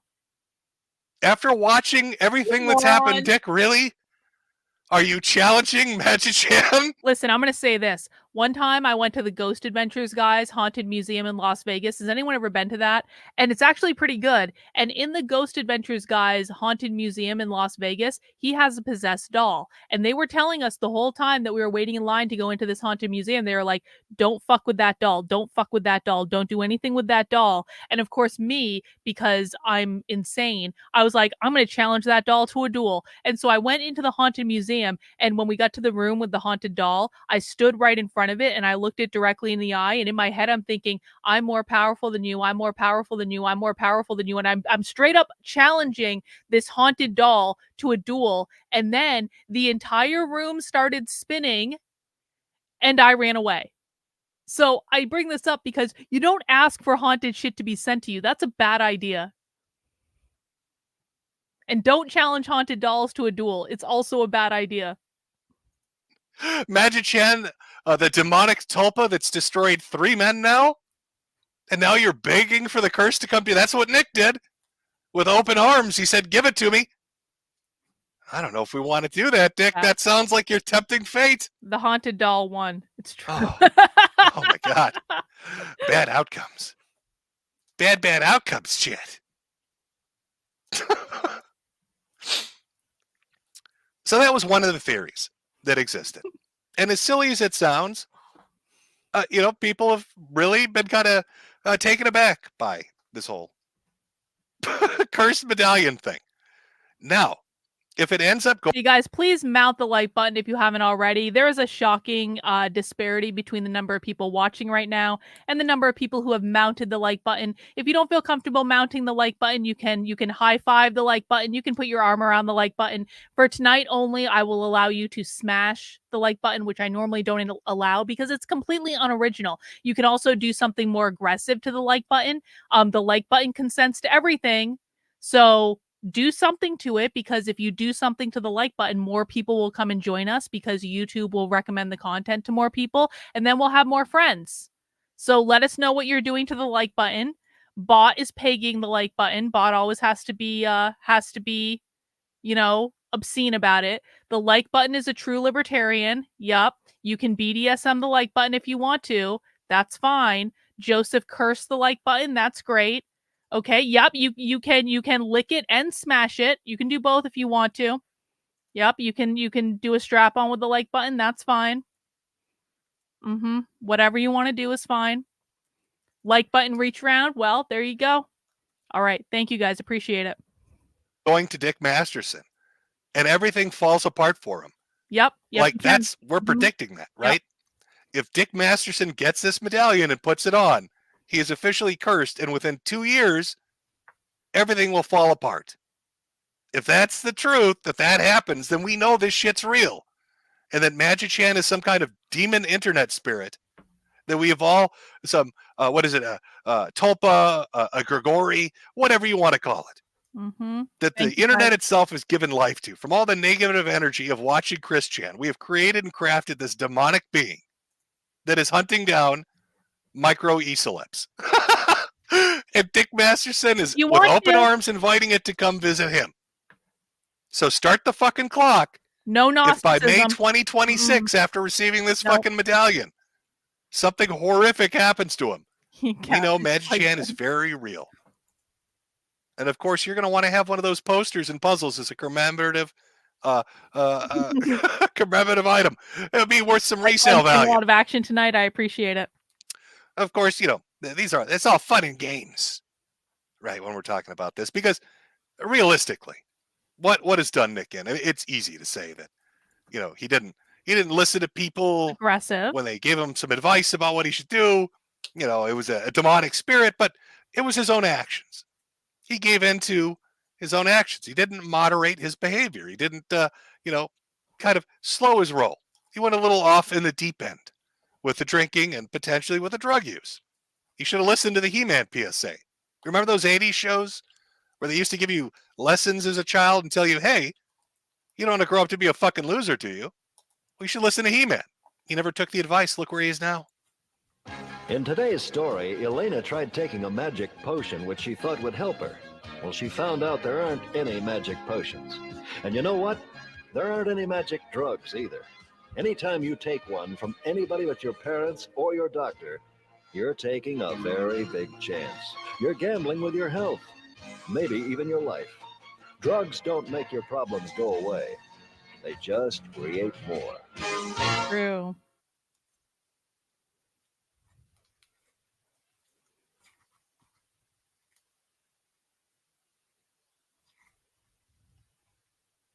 What's going on? Why did it stop? It's still going. Why did it stop? Oh my God, I had my mic off. Oh, yeah, it is mic off. Oh my God, Boomer Jim. Haha. Boomer Jim. Yo. Fucking it up again. Not tonight, Chopper. I'm sorry. Okay. I've been possessed by demonic spirits. It's not my stupidity, guys. I put on a totem thing. A totem medallion, so it's not my fault. Not my fault. Can't blame me. I'm an innocent baby. Oh, God, I'm a little fucking cherub. Not my fault. But he should have listened. He didn't listen. It's his fault. Thought he was better than Prince Adam? Not really. Sad. Sad and pathetic. But now Nick has exhibited behaviors that are pretty indicative of somebody that's in the grips of alcoholism or somebody that's a little out of control. You can see this on clip channels like Eliza Clips and others that have put together compilations. I'm going to show a little bit to you. I want you to watch this and tell me, does this strike you as odd? Is this something you've ever seen somebody really do? Because I've never seen it. But once you kind of put it together and see how much he does it and the reasons why he gives you for doing it, it's a little fucking weird. Let's watch this. Is that why I licked the bottle? Real quick. Like I know there's a clip video of me like licking the bottle a million times in the dick stream. Myself yesterday. rage. Every Every time. time. Oh well, Sorry. distrust everyone. Everyone's a fag. And I'd say No no one quotes. No one ever will. They're all doing it for money, clout, or whatever. And you've heard people don't seem to realize this because apparently justified. Oh, alcoholic licked the bottle. I licking the bottle for 6 years, I think. So the issue that we have with Gnosticism is that James Lindsay is lying to people and saying that queer theory is all about Gnosticism, and it's just complicated. I don't want to get into it tonight, but if you want to come to one of my Monday through Friday streams, I will be happy to talk about why queer theory is not Gnosticism. I don't have an issue with Gnosticism in general. I don't really care. It's just that it's triggering right now. Okay, Chopper, it's triggering because James Lindsay's lying to a lot of people, and we're trying to handle that situation. And right now, we're just having fun. All right, that's it. Come to the Monday through Friday streams. I'll be more than happy to talk about it. When you pour whiskey into a glass and you set it down, a little drip goes down the bottle. Yeah, we should say. Can we send that fucking medallion to James Lindsay? Please? Can someone do that? And a drip goes down, you're like, it's a good that's idea. like 86 cents. Lick it. Okay. Let's go over that just because it's insane. No. Nobody licks it because that's 86 cents. Remember, Nick Rekieta is somebody that had 100,000 people watching him on live stream. He makes a lot of money from super chat donations, makes a lot of money from local support, has an inheritance, has a degree that gives him a good job. Nick Rekieta is not the kind of man that's going to give a shit about 86 cents worth of liquor and try to be fiscally responsible with his booze. Sounds to me more like some kind of bullshit cope from somebody that's a little too much into drinking. That you just have to lick every fucking drop. And yes, I've seen a lot of people comment on his nose. I see it in the chat right now. Why is his nose so red? Why is his nose red? Well, there's this thing. Maybe you've heard of the band called Gin Blossom. But there's this thing that drinkers get where because their nose goes into the glass when they're drinking so much, it dries it out over and over and over and over and over again. Oh, and creates a skin condition where it gets bulbous and red and super inflamed. And Nick Rekieta looks like Rudolph the Red-Nosed Reindeer I didn't know a majority of the time that he streams because he has a fucking gin blossom. Because he buries his face into the fucking glass. But there's more. Let's watch.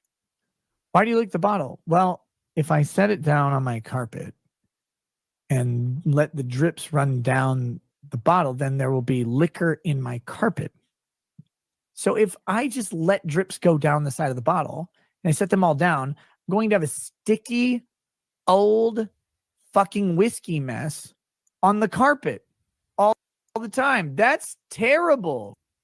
That's terrible. So first it was because it cost some money.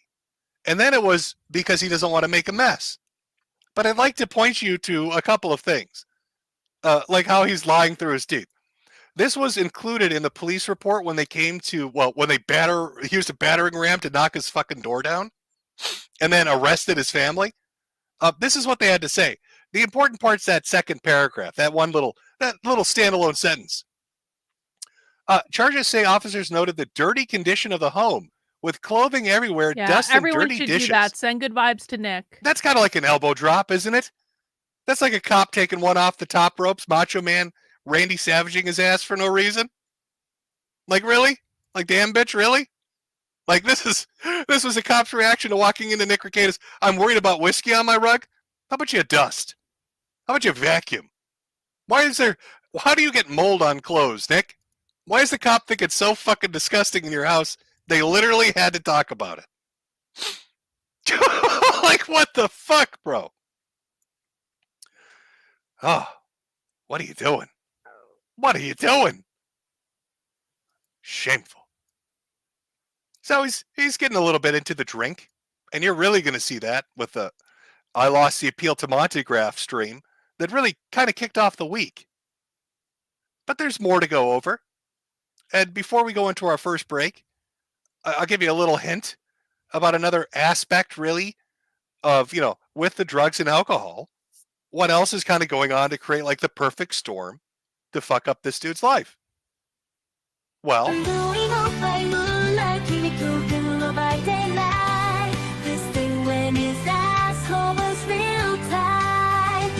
I always forget that Nick Rekieta is like 7 feet tall. Okay, he's not quite that tall, but he's like fucking tall. And I always forget that because he doesn't come across on his streams to me like being a tall guy for some reason. Does anyone else have that experience?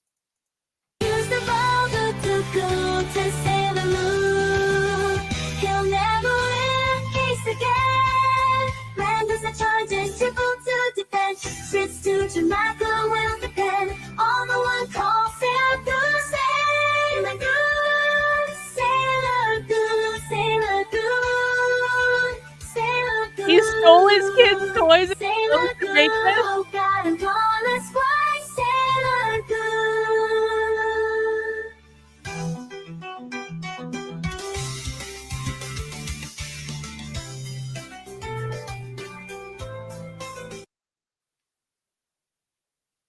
I guess you could say maybe it's a little bit of a sex addiction. Maybe somebody's a little bit horny. Maybe he's a goonin'. Oh, Yeah. God, I'm gonna goon. True. Mhm. Goonin' just a little too much. Goonin' just a little too much out there. Okay, well, we are 1 hour in. We're going to take our first break. Oh gosh. Everybody, go pee-pee poo-poo. Grab yourself a drink responsibly. Okay. Don't let the demons get you. Okay, gotta fast forward. Fast forward. Anime sucks, cope and sneed. Hey, maybe I'll say that one 14 times. Oh, wait a minute. Joshua again. Shout out to my friends Larry, Petrie, and Mo. From Richard. Hey, Jimothy, can you call my buddy Tim a slur? Tim, you're a slur. Well, money well spent. Joshua again. Fast Who- forward. He stole Oh, did we break it? Did we break it? a lot of Jewish people's property Oh, from what? them. Oh. I'll have you know, sir.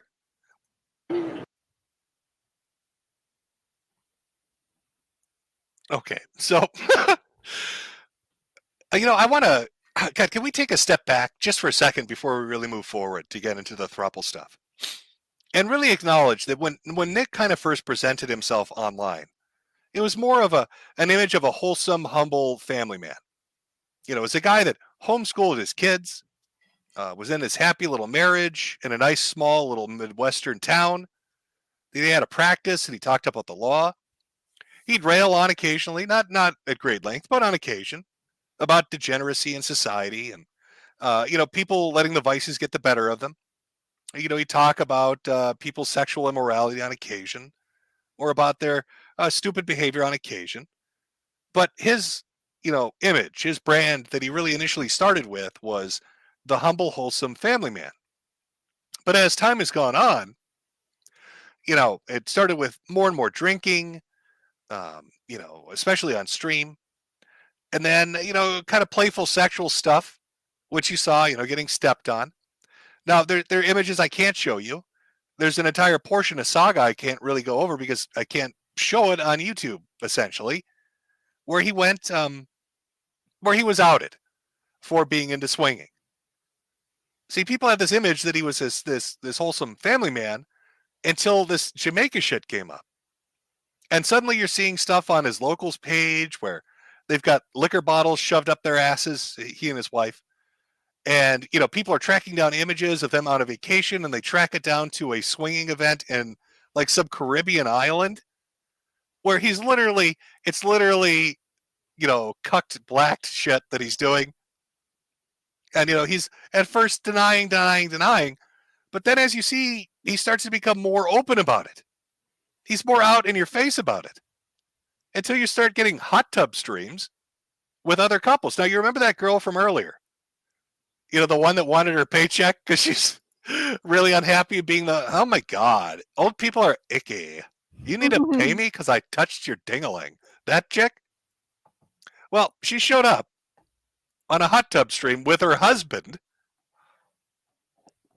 And let's take a look at the throuple at the start of the throuple threat to the sanctity of a marriage.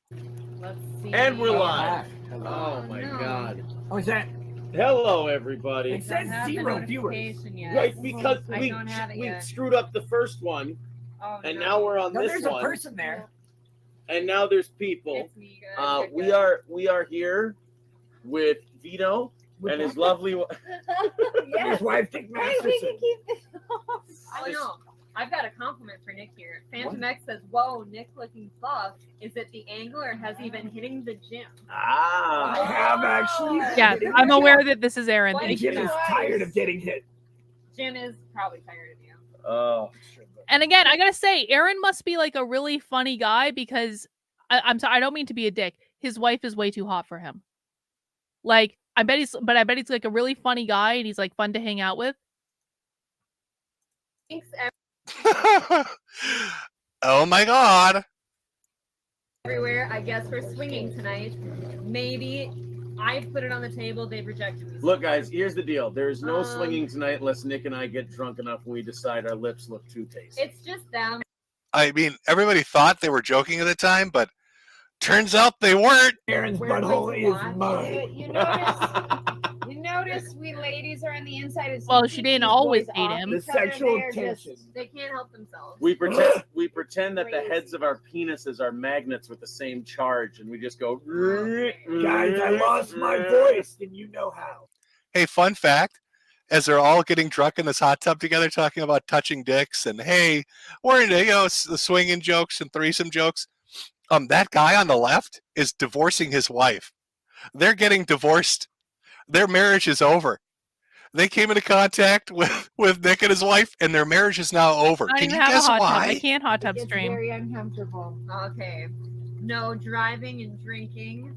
Good advice. I don't know what the lawyer would say about that, but I think it's fine. I believe Nick's official advice on drinking and driving is, meh. Aristocox You says, didn't drink and drive until you're wait. convicted. You didn't, what did you name this stream? Because That's kind of fucked up. That's not funny. Hot tub stream with special guests. it wasn't correct. Aristocox says hashtag swing stream. That's fine. Oh, this is hashtag swing stream. Welcome to the swing stream. Welcome to the swing stream. Now, I want to jump ahead a little bit here. This was, weeks and weeks and weeks ago, months ago, that they did this thruple hot tub thing, joking about swinging and everything. And I want to let you listen to this guy who's making all these jokes about how my wife's a whore and she likes to fuck other people. And listen, I'm going to let it speak for itself. Let's fast forward to the future. I remember Nick ripping two massive fucking rails right in front of me, and I literally put my hand on his shoulder, and I said, dude, you need to fucking chill. I'm worried that you're going to fucking die. No, don't worry. It's okay. I read up about this a lot. I can show you all the literature and everything else. It's okay because it doesn't all hit you right at once. And I'm just like, what the fuck? Another time I told him, I go, this guy, I'm worried about this. I remember telling him one time, I go, my fucking wife is doing cocaine a lot, dude. How the fuck do we stop this? And he goes, you have to understand. Instead of going, holy shit, you're right. We've got families. This is a fucking problem. He goes, you have to understand sometimes people have stress levels that are up here and their minds can only handle this much stress. And then when you do the stimulant, it bumps you up like this and then you can handle more stress. I'm like, Nick, you fucking lunatic, lower your stress levels. Well, he did. He lowered his stress levels by burying his dick in your wife. That's how he lowered his stress levels, Aaron. He shoved his penis inside your wife. That's how he lowered them. Oh my God, Nick, please. Stop doing rails off my wife's tits. God, please, Jesus, Nick, stop fucking her. I can't keep Nick, please. Just put the cocaine down. You fucked her 82 times in a row, God. Oh, sweet Jesus, she's divorcing me. Stop fucking her. This was a mistake. Why did I get in the hot tub, Nick? Jesus Christ. You stop fucking my wife. Nick, please. Stop fucking my wife. Oh, God. Ricky the Rail King is banging her again. It's the 82nd time. Maybe you should have thought of that before you got in that hot tub. And we're live. Oh, my God. Oh, it was all fun and jokes then. I'm sorry, I couldn't hear. He was talking about meat Slobber slots. pockets. Glass It says take out the milk in it. Do you understand that it's not sexy to call them that and therefore Says it's who? like, Guys, don't listen. Disregard. What do you think he's referring Don't listen to my wife. Just disregard her. Uh-oh, somebody's getting divorced. Uh-oh. Tits. No, those are not milkers. What are milkers? Those are milk containers. Milkers would be the things The that hands. The hands milk. Take out These your are hand. milkers. Okay, so we need a hand check. I don't know what this is. I was a Dole hand model. I modeled bananas and oranges. Malevolent bystander says definitely disproving that swinger rumor. Yes, next Yes. weekend we will have the Viscontis in here as well. Yeah, and again, April, this guy's Well- now soon to be ex-wife. Again, if this was an agreement, then it wasn't cheating. They all knew what was up. It's like my impression is that the drug use seemed to be a bigger problem than the sex, but I could be wrong. Moved in with the Rail King, Ricky Rackets here, and his wife, and formed a throuple. Now, Nick, during the police report, said that she wasn't living there, that she had just visited for a while. And yet, in apparent DM messages that were sent to people in Law 2, people he had talked to when, referring to all of this shenanigans, she had said, I should say, that she did live there. So this dude's wife was so, Nick Rekieta fucked her so good, she moved in with him. Think about that. I don't think it was the sex. I think it was the cocaine. There's poor Aaron. Just devastated. Oh, that's rough.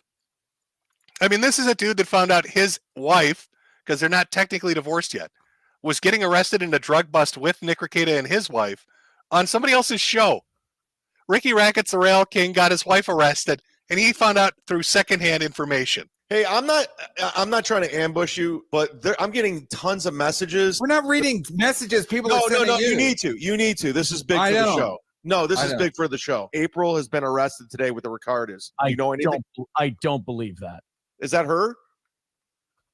I don't think so. No, that's not. No.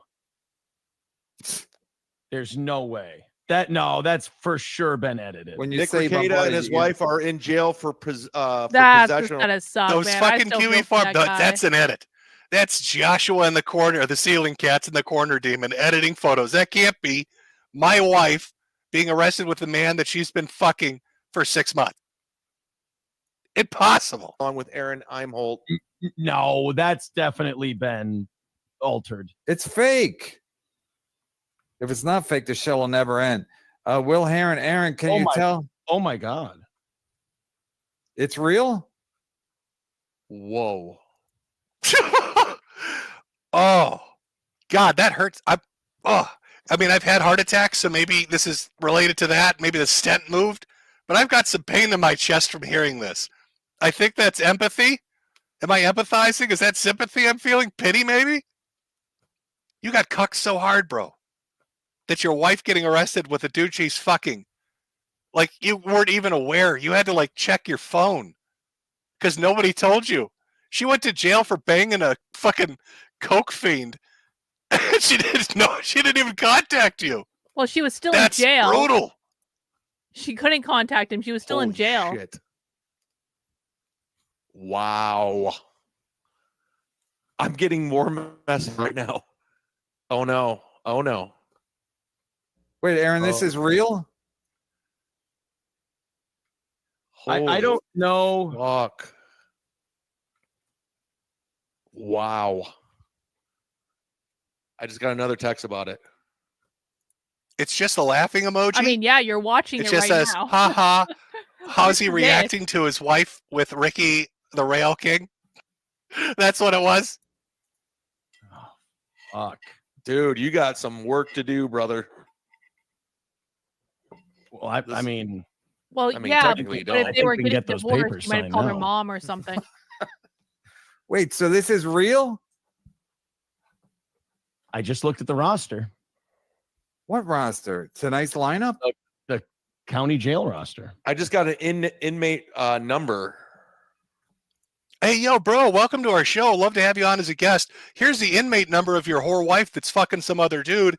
Thoughts? Audience? Thoughts? Any super chatters out there want to talk about this guy getting ambushed by the fact that his wife is banging a cocaine fiend? Anybody? Oh, we got $10 from Will I Heron. mean, this is what I'm saying. This has got to become a movie. If this doesn't become a movie, someone has just failed. There's got to be there's just so much. You can start from Nick's humble beginnings as like a YouTuber or whatever. You can go into his rise during the peak of the Rittenhouse trial. You can talk about like all of that, and then you can do the long, slow descent into thruppledom and cocaine. And even if Nick plays his cards really well, there could even be a redemption arc at some point. It says, ha ha ha ha. How's that hot tub stream hitting you now, buddy? Her inmate number. This is, and the county jail number. Wow. How do people find this out this quick? They're fucking. They That- find it could everything. it could be a series. They found out who my Netflix fucking series. cousin was. Wow, that's like the same thing. That would actually be right, Rottweiler. That would probably be That was he giving him a little snark there?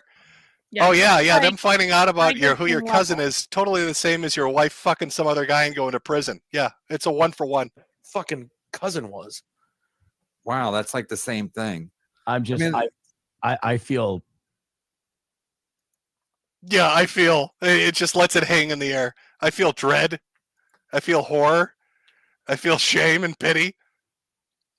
Now, I mean, Aaron, obviously, he's going to proceed with the divorce. I'm guessing. Jesus, why wouldn't he? You got your wife running around having sex with some other guy, getting arrested in a drug bust, all this other crazy fucking shit. Like, who wants that headache? But again, brought it on himself by doing a hot tub stream. Everybody was all gung ho about wife swapping until it got a little too real. Then things went a little downhill. A little bit downhill. Yeah. So we've gone from a very successful guy doing a lot of live streams to a very large audience. You start to see the liquor starting to kind of creep in, the bottle licking, and he's looking a little more disheveled, a little less put together. Suddenly he's doing a little more outrageous stuff that's a little counter to 1 in the chat if you think the divorce is Aaron's fault. 2 in the chat if you think the divorce is April's fault. 3 in the chat if you think it's probably a little bit of both. what his image was he initially presented. Women stepping on him or hot tub streams with people from different podcasts, to the point that the chick's moving into his house, and that's got to be weird. I mean, I'm not going to harp on about his family dynamics, but he's got kids. So, I mean, if you've got some coke whore living with you, it's going to be a little awkward around the breakfast table. They want to talk about My Little Pony and Transformers, and she's going through withdrawals because she needs a little more cocaine. Hey, Daddy, what's going on with this strange blonde lady? Oh, it's okay, honey. She's just in a K-hole right now. Or April. What is that? It's kind of like when you don't get your Frosted Flakes. You're missing out on the sugar. She's missing out on something that's like sugar. K-hole withdrawals. That's all. Don't ask. Sweetie, don't talk to the whore. That's hired help. We don't talk to them. Okay, they're not really people. This isn't a real person. You don't talk to that thing. That's just for mommy and daddy's amusement. Okay, you eat your Cocoa Puffs. I'm gonna drive you to school. That's a little weird. I'm gonna say a little weird dynamic around that breakfast table, but whatever. I'm not here to judge lifestyles, just end results of lifestyles. That, again, what's the end result of the lifestyle we're watching as things just get worse and worse? This is mugshots. It's you and your wife and your whore going to prison together for the entire internet to see. I'd say that was probably some bad decision making along the way. Yeah. But there were other things. And these are a little bit longer. 1 or 2 We've bad got decisions. his interactions with fans and other people, people that he associated with. So we're going to take a look at some of that. You're going to buckle in because I will say I'm actually really appreciating this video so far. It's kind of like a nice little retrospective. I'm appreciating Metokur's snark to a certain extent. Sometimes it gets to be a little bit much for me. I don't really like that level. It crosses the line sometimes to what I think is tasteful, but like whatever, it's not my business. So I'm kind of enjoying just like the whole build up to this so far. So much so that I might actually watch more of this than I thought, considering it's 2 a.m. But we'll see how far we go. We're going to watch this. It's about 20 to 30 minutes long. We may jump around a little 20 bit. to 30 minutes. But it kind of shows his reaction to a former fan. Now, this was the one I took okay. the nuanced approach on and said, yeah, it's a little weird. This guy's got some kind of a awkward parasocial relationship. He's trying to get going with Rekieta. He's getting a little, it's weird. and that's understandable. It's weird. But Rekieta's reaction to it was also strange. He's taking a man at his lowest point in life and using it as a punchline. Using his wanting to commit suicide, essentially, to mock him. Because why? He's upset. Some of these Kiwi farmers, some of these commentators. Here we go. This is fun. Not only. Also, do you notice his demeanor? Right, kind of compared to even earlier clips where even the licking the bottle thing, where he's talking about licking the bottle. I mean, just physically you can see it. He's a little bit gaunt, a little pallid. Eyes are a bit sunken. That's where the ozonic, diabetes med thing came on. Is he trying to lose weight? Is there like a drug thing going on? Cirrhosis thing going on? Well, now we know what it is. It's Coke. But you can see it. He's slurring his words. I mean, this is what his streams became. He used to be a very energetic guy. He'd read legal documents, make jokes, had a good rapport going on, did the unbreaded thing, did the trials with Rittenhouse and Johnny Depp, had a cycling in and out guests nonstop, very fast in response. But you can kind of see he kind of starts to get a little slower on the uptake. He's not as fast as he was, slurring his words a bit more and more. You can just tell if you've ever been around a drunk or drug addict, you pick that vibe up easily. Some of these Kiwi farmers, some of these commentators. Here we go. This is fun. Not only do I know them, do I know their failures? Do I know their social security checks? Do I know their inability to even contact their own family for help? Do I know their desire to leave their own state? Oh, man. I cannot fucking imagine being in the place that this man is, that he has to go to a YouTube streamer to beg for a shred of attention. Say, please, Rackets, I love you. Oh, man. Begging is embarrassing. I love you. My family hates me. I can't get a job. I'm so mentally handicapped. I can't do anything. And my name is John. All I want to do. Is he making fun of wanna someone that die. did this? I want to put a bullet in my mouth, but I can't afford a gun. I don't like this. This doesn't feel good. Listen, man, I've had people try to do this to me in terms of just like people who are struggling in their real life, and they got attached to me. And there was this one girl that kept demanding that I call her over and over again. And when I said no, because I just don't do that, she basically turned against me and started like attacking me all the time because I refused to call her and all that. But it's just like, this feels gross. It feels like this guy was like really a fan of Nick, and now like, and maybe it manifested in a weird and awkward way, but it's like, I mean, I yell at the people on my channel, but I yell at them because I want them to like, learn what I'm teaching. And I like, so I do it with love and to a certain extent, but I don't do this. Right. Like, this just feels gross and icky. This, by the way, give you a little background context. I'm fairly certain everybody knows who John is, but I'm just going to leave it as John. It's somebody who was a big fan of his in his locals. To be fair, to give you the whole background, who slowly over time started to get just upset with how Rackets was behaving. And apparently before that happened, he'd gone to Nick and basically said, my life's shit. Nothing's working out. I don't have any friends or family or support. I'm very depressed and I'm going to kill myself. And I don't know what to do. And you're the only person I can think of to reach out to. And again, it's a little weird. It's parasocial in its nature. But Nick has a conversation with him and, gets him some help. And then later on, this guy starts to get kind of disgusted with how Nick is acting and starts talking shit. Oh, Nick. So Nick did get him gets help. upset. Okay, He's that like, I was helped good. you out when you were in your lowest point. But instead of, saying it bluntly like that, like, hey, this guy's an asshole. I helped him out when he was at his lowest point. Now he's kind of talking shit about me, or keeping it private and having that conversation. He gets shit-faced drunk and does this, which is going to be 30 minutes of him mocking a guy for wanting to kill himself. Texting me this, by the way. Like, hey, holy shit. brother, you want to kill yourself? Like, that's not good. No, I deserve to die. Well, I mean, probably, but seriously, no, that's not good. Can you buy an Uber and go to the hospital? No, I can't afford an Uber. You can't afford an Uber? Like $8. You can't afford one. Why? I'm on Social Security because we use some piece of shit. But I'm so successful. Oh, man, that's fucking embarrassing. Man, that is embarrassing, right? I'm such a piece of shit. My family hates me. Nobody loves me. I'm just going to kill myself. You're messaging me. You're texting a fucking YouTuber. Holy, oh my God, man, that's embarrassing. This feels so bad. Oh God, I don't like this at all. You're texting me. And I say, what? I'm like, holy shit, please don't kill yourself. First of all, you can't afford the bullets. You've already expressed that.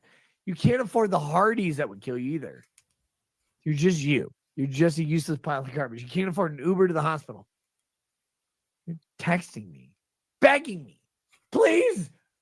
Oh, man, I'm spiraling. Don't kill me. Don't let me kill myself. I'm like, why? First of all, I can't control you from killing yourself. Only you can do that, brother. Have you tried calling 911? No, I can't spell. I'm Korean. Literally just 911. No. How far are you from the hospital? 4 miles. Why don't you walk towards the hospital and then call 911, tell them where you're walking? Because you cannot do it. Oh, my God, man. This is embarrassing. You can't get to the hospital. But you buy a limo or a private jet to the hospital like a normal middle-class person. They're like, oh, I can't make it in the middle class. I have crippling disabilities and anxieties. I love you, though. I love you. Could feel, right? Can you feel the vitriol, chat? Kind of that anger bubbling underneath the surface.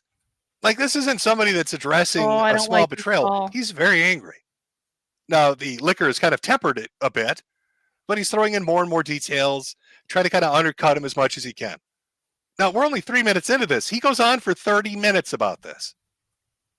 And again, it's because this particular person, John, whatever, is also somebody who's on Kiwi Farms, and he really is upset with Kiwi Farms. He's upset with Josh, and he's upset with the thread that exists on Kiwi Farms about him.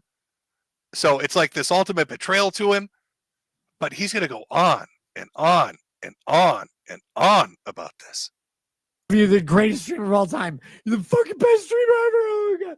I love you. Please teach me how to do life. Like, I can't teach you how to do life because you're retarded.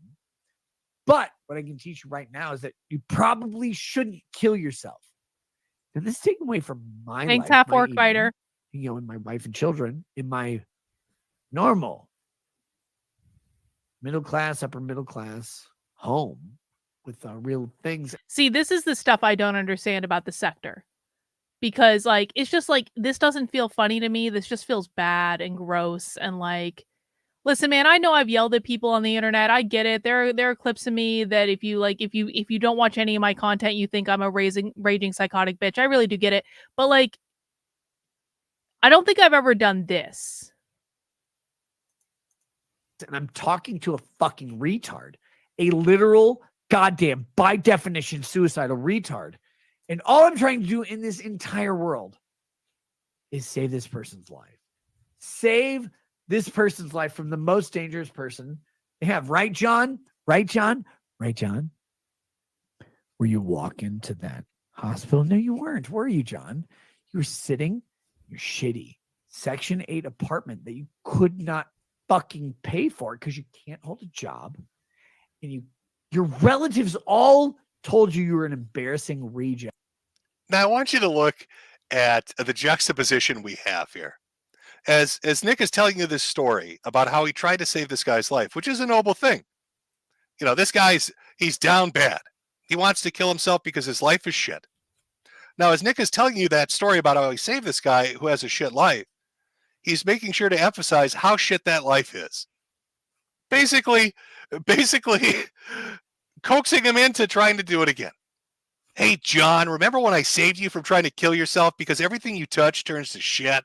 Hey, John, remember the fact that you're poor? Hey, John, remember you can't hold a job. Nobody loves you. Hey, John, you remember the fact that everything is terrible and you really have no reason to exist anymore? And I saved your life, but those things are still true, John. And disowned you.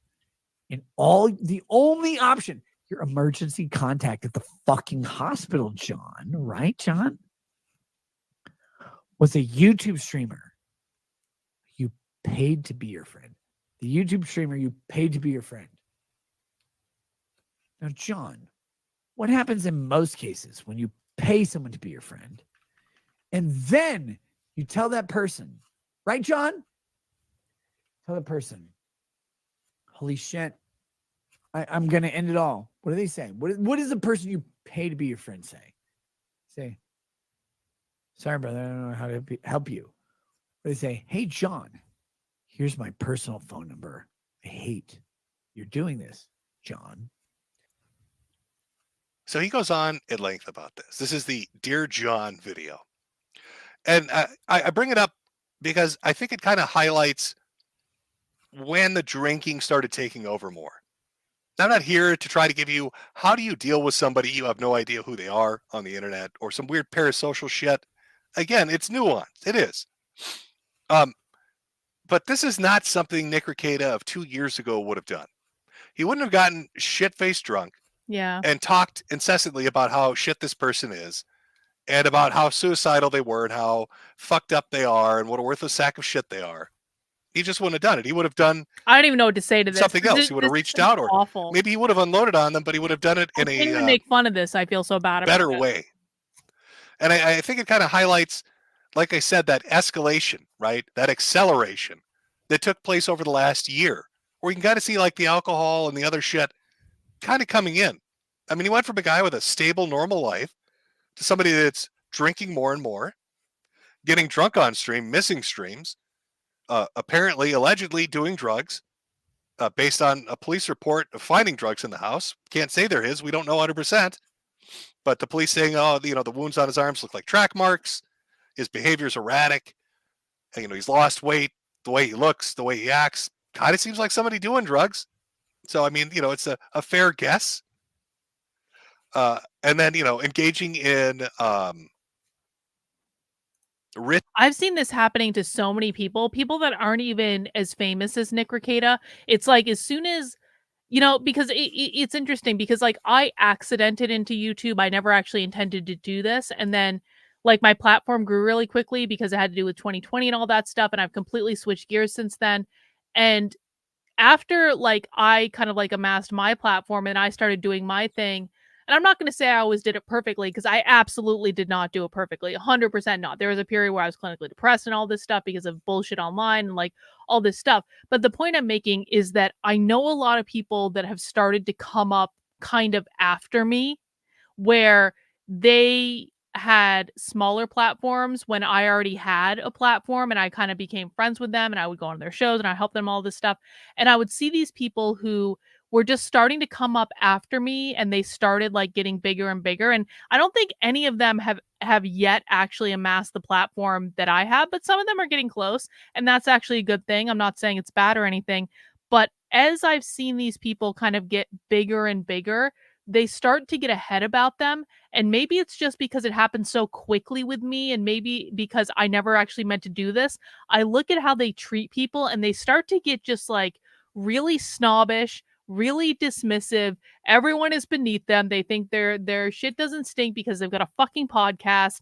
And it's like they start treating their audience badly. They start treating people who have helped them on the way badly. Like at some point I shifted the entire focus of my content. And so my content was my socialism content doesn't get the views that like this stuff gives. I have 400 people watching live right now. I wish you guys would come and watch socialism with me, but the fact is people are more interested in this than they are in the socialist and far left content that I do.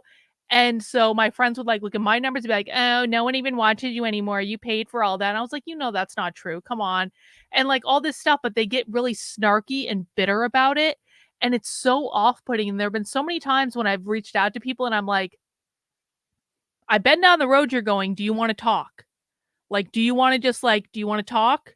Because we can talk and like offer them kind of like a hand offline to be like, I can see, like, I don't say this directly. I say it a little bit nicer than this, but effectively what I'm saying is like, I can see where you're going with this and I know where it goes.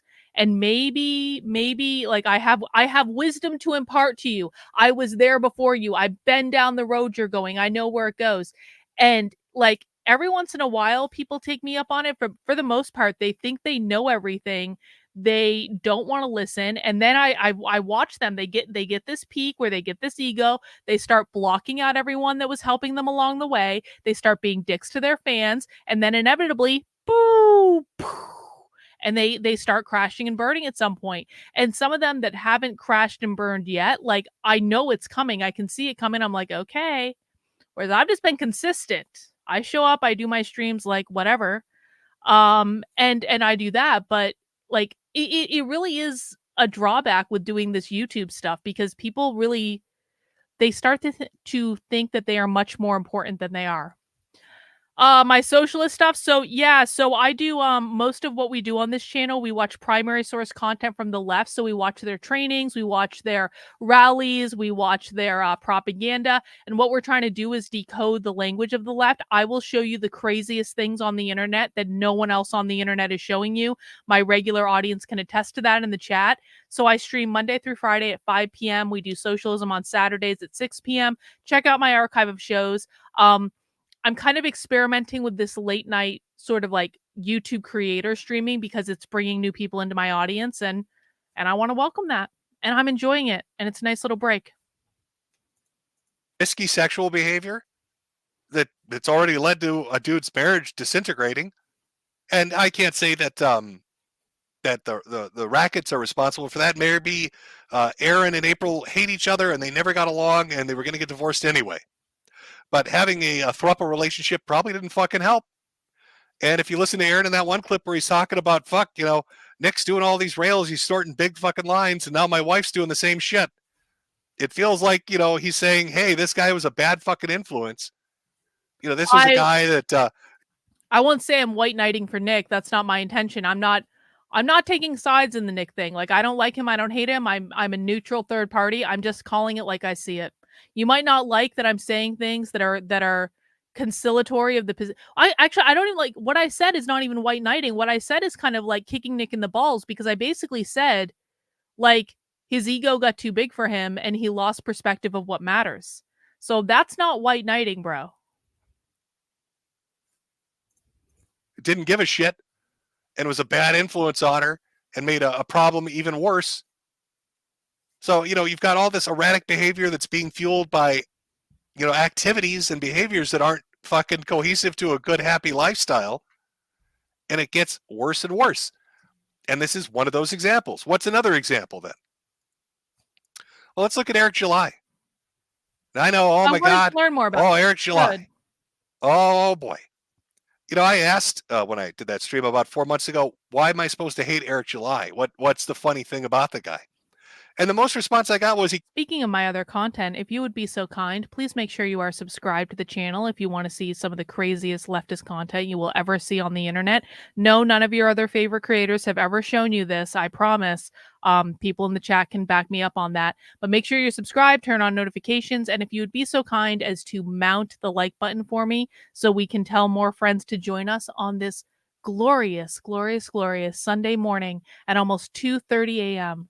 I would really appreciate it. He can't handle trolling, and he overreacts to shit. Well, I mean, fucking spoiler alert, nobody likes to get trolled, and people overreact. I mean, that's kind of basic bitch shit, right? That's not something that paints a huge target on somebody in my eyes. Like, the whole point of trolling is to piss people off. If they get pissed off, you succeeded. So, you know, if he was getting trolled and got pissed off, sounds like they accomplished the job. But that's the end result they're looking for, is him getting pissed off. Or he overreacts. Oh, okay. But I mean, what about those two things makes him this huge lolcow that, you know, should be having people show up to his relatives' graves and pissed on? Because that was one of the things they kept talking to the guy about. We're going to go to your grandfather's grave and desecrate it because you overreact to trolling. And then they show up at the grave. I don't know. But while this is going on, between all these different parties that are invested in it, you know, Nick Rekieta is supposed to have a friendly relationship with Eric July. But he starts making some snide comments. He starts saying shit like, I wish you a million. Hang on. What are your thoughts on the left calling Republicans and conservatives anti-Semitic the last 6 years, and now to turn around and hold the Israeli rallies screaming about genocide? So if you understand the left, they don't actually care about about Jewish or Palestinian. It's an oppressor versus oppressed narrative, where the Israel are the settler colonists that have oppressed the proletarian Palestinians. And so what's going on is this is the left's glorious revolution that they have been wanting to do in this country, and they're seeing the glorious revolution against the evil settler colonists play out in real time. And so that's why they're doing what they're doing. Now, they're also doing a whole bunch of content and programming about how they're not anti-Semitic. They're actually trying to redefine the term anti-Semitic. I've seen at least 3 different presentations where they're trying to change what anti-Semitic means, and they're doing it in different ways. I've covered it on my channel. I've covered it on my Substack. I'm not going to go into this now, but what I will say is that it's not the own you think it is on the left to, call them hypocrites because they're turning around and calling, after calling everyone anti-Semitic, they're now on the side against the Israelis, because there are reasons they're doing that. Also, I don't think that Zionist Republicans and Zionist conservatives are on the right side of this one, to be honest. So just because the left is doing something, I am not on the left, but I'm also not. I actually kind of agree with them on this issue, if I'm honest about it. I'm not in favor of what Israel's doing. I think it is a genocide, and I think it's horrible, and I think it's bullshit that they're calling everyone anti-Semitic for saying that it's a genocide. And so it's kind of like, it's a weird position to be in. But if you understand why the left is doing what they're doing, then I think that makes a difference. I am anti-communist very strongly. But I understand the left to a more nuanced degree than pretty much anyone else on the internet. Sales to Eric in regards to his comic book while this is all going on, or telling him he needs to take a joke better, or kind of siding with the people that are giving Eric shit until they have a showdown on his podcast. I gotta say, you mentioned that I never reached out to you. I don't have any DMs either. Well, I've never taken issue with you like that. You call me out on 2 live streams by name. Well, yeah, because you were talking Nick about is me. so self-righteous here. The fuck? Like, again, this isn't here we go. We're back to square one, where it's like, I'm the responding agency here, and then you're like expecting having that expectation of me. I haven't contacted you because I haven't had a fucking problem. Sounded like one today, brother. No, I gave you my position, and that was my genuine opinion of the situation. I thought the shit was fucking corny. That was my position, and that's cool. That's all that it was. And yeah, like if I had like a genuine problem, this is what I see you didn't acknowledge this, but when I said what it is that I said, I was like, hey, I don't have it. Disappointed as I might be, I don't have any fucking I don't wish no ill will, and I don't got no fucking problem with you. Because if I had a problem with you, I just tell you. This is another reason James Lindsay can go fuck himself. So yeah, that's why you haven't got no DMs from me. Okay. Yeah, I have not seen any reason to quote unquote correct you or anything other than clarify my position of I think this shit's gay. I'm tired, but we're gonna keep going. Started it. I mean, Dick responded to Nina, but yeah, Dick started it, and that you eventually engaged. I think your fans engaged at the beginning and stirred shit up. And I do think that even though I don't think it's the cool thing to do, that not feeding the trolls would end this, but I'm not telling you to do that because you have a business model that involves monetizing your haters, making fun of them, showing them out to be fools, which they often are. Also, I'd like to point out the irony here. We just watched Dear John, and if you remember, that video starts out with Nick going on at length about those fucking Kiwi farmers. And here he is chastising Eric July, saying, hey, you engage with your haters and you feed the trolls, and that's your problem, man. This fucking situation exists because you don't know how to hold back. When Nick literally is doing that. Listen. I mean, how, Nick, are you going to get angry? None of this means that the people on Kiwi farms are completely abdicated from their responsibility in the situation. I'm sorry, saying that a creator shouldn't interact with them and they should just ignore it and blah, blah, blah, blah, blah, that does not absolve the assholes on Kiwi farms from doing all the bullshit they do, guys. I'm sorry. It's toxic. With Josh and Kiwi Farms and people fucking with you online or talking about you or speculating and theory crafting, and engage with that, and then offer the advice to some other guy going through some shit and saying, oh, you're doing basically all the shit I'm doing. I mean, was that introspection that we just got there? What is that? Somebody explain it to me. I've laughed at plenty of those. I still laugh at it. Riley's a fat fucking retard and a stupid idiot for showing up at your business. If he did that to me, I would tell him he's a dumb motherfucker. Don't go on Kiwi Farms. Okay. Listen, if you don't know what Kiwi Farms is, don't go looking for it. Do not get sucked into that hellscape of a website. It is a toxic cesspool that will suck you in and you will never escape. I have never been on Kiwi Farms. I know I have a thread on Kiwi Farms. I will never go on Kiwi Farms. I don't want to know what's in my thread on Kiwi Farms. I'm sure it's bullshit because I've seen enough of it show up on Twitter that I know how much bullshit is shown up on Twitter. And so my best advice is to stay the fuck away. So the reason I've never messaged you, and I say this publicly, is because you didn't want to talk about the lawsuit. I didn't want to accidentally drag you into that conversation. You could reach out. You did today, which is awesome. Is there anything else you want to say? I don't want to sit here and belabor this. I got no bad blood with you, man. I hated hearing that you thought that like I was being dishonest or disingenuous in any way, because I've never been. And if I had a problem, I would fucking tell. Again, I want you to think about how weird this is. Compare this to Dear John. This is. I don't want to know anything about it. And if you put anything about it in the chat, I'm going to ban you, honestly. And I'm sure most of it's bullshit. So I don't really know what to say. Please don't talk about it. I think this is really important. What was the two things already within the first 2 minutes of this that fucking kind of blow my mind? He was upset with the Dear John video because trolls were fucking with him, and he saw this guy as part of that trolling group, and he's fucking Kiwi farmers. He then turns around and tells Eric July, "Don't engage with your haters," even though that's what Nick does. And now he's going into this. I'm going to back it up. I want you to listen to this again because it's kind of stunning. They often are. I've laughed at plenty of those. I still laugh at it. Riley's a fat fucking retard and a stupid idiot for showing up at your business. If he did that to me, I would tell him he's a dumb motherfucker. Okay. So the reason I've never messaged you, and I say this publicly, is because you didn't want to talk about the lawsuit. I didn't want to accidentally drag you into that conversation. You could reach out. You did today, which is awesome. Is there anything else you want to say? I don't want to sit here and belabor this. I got no bad blood with you, man. I hated hearing that you thought that like I was being dishonest or disingenuous in any way, because I've never been. And if I had a problem, I would fucking tell you. But I don't have a problem with you. I want you to make all the money on earth. Yeah. Here's the second point. I want you to really, really take this in. Nick felt betrayed because a former fan was going on Kiwi Farms and talking badly about him. And he probably is angry at Josh about that.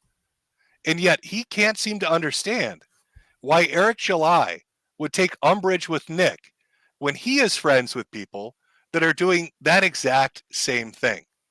He's looking at Dick Masterson and Riley and these other people, and Nick's kind of giving the statement where he's like, "Oh, I thought they were being stupid, but whatever, it's not me doing it." Yet, Nick, you went on a 30-minute drunken tirade talking about how John was suicidal and maybe he should have pulled the trigger. You got that upset about it, but you can't figure out why Eric July might be upset that you're not going to bat for him, or that maybe he'd be upset seeing you associate with people that are talking about pissing on his grandfather's grave. It's a fair point. That's strange to me. It's strange to me how you can have a 30-minute tirade and basically be doing everything that you're throwing kind of on to Eric July. It's weird. Night, Eric. And I appreciate that. Tomorrow. People will always go, why don't you ditch Dick? And I go, because at the end of the day, no matter what you think about Dick, me, anybody else in this situation, Dick is honest.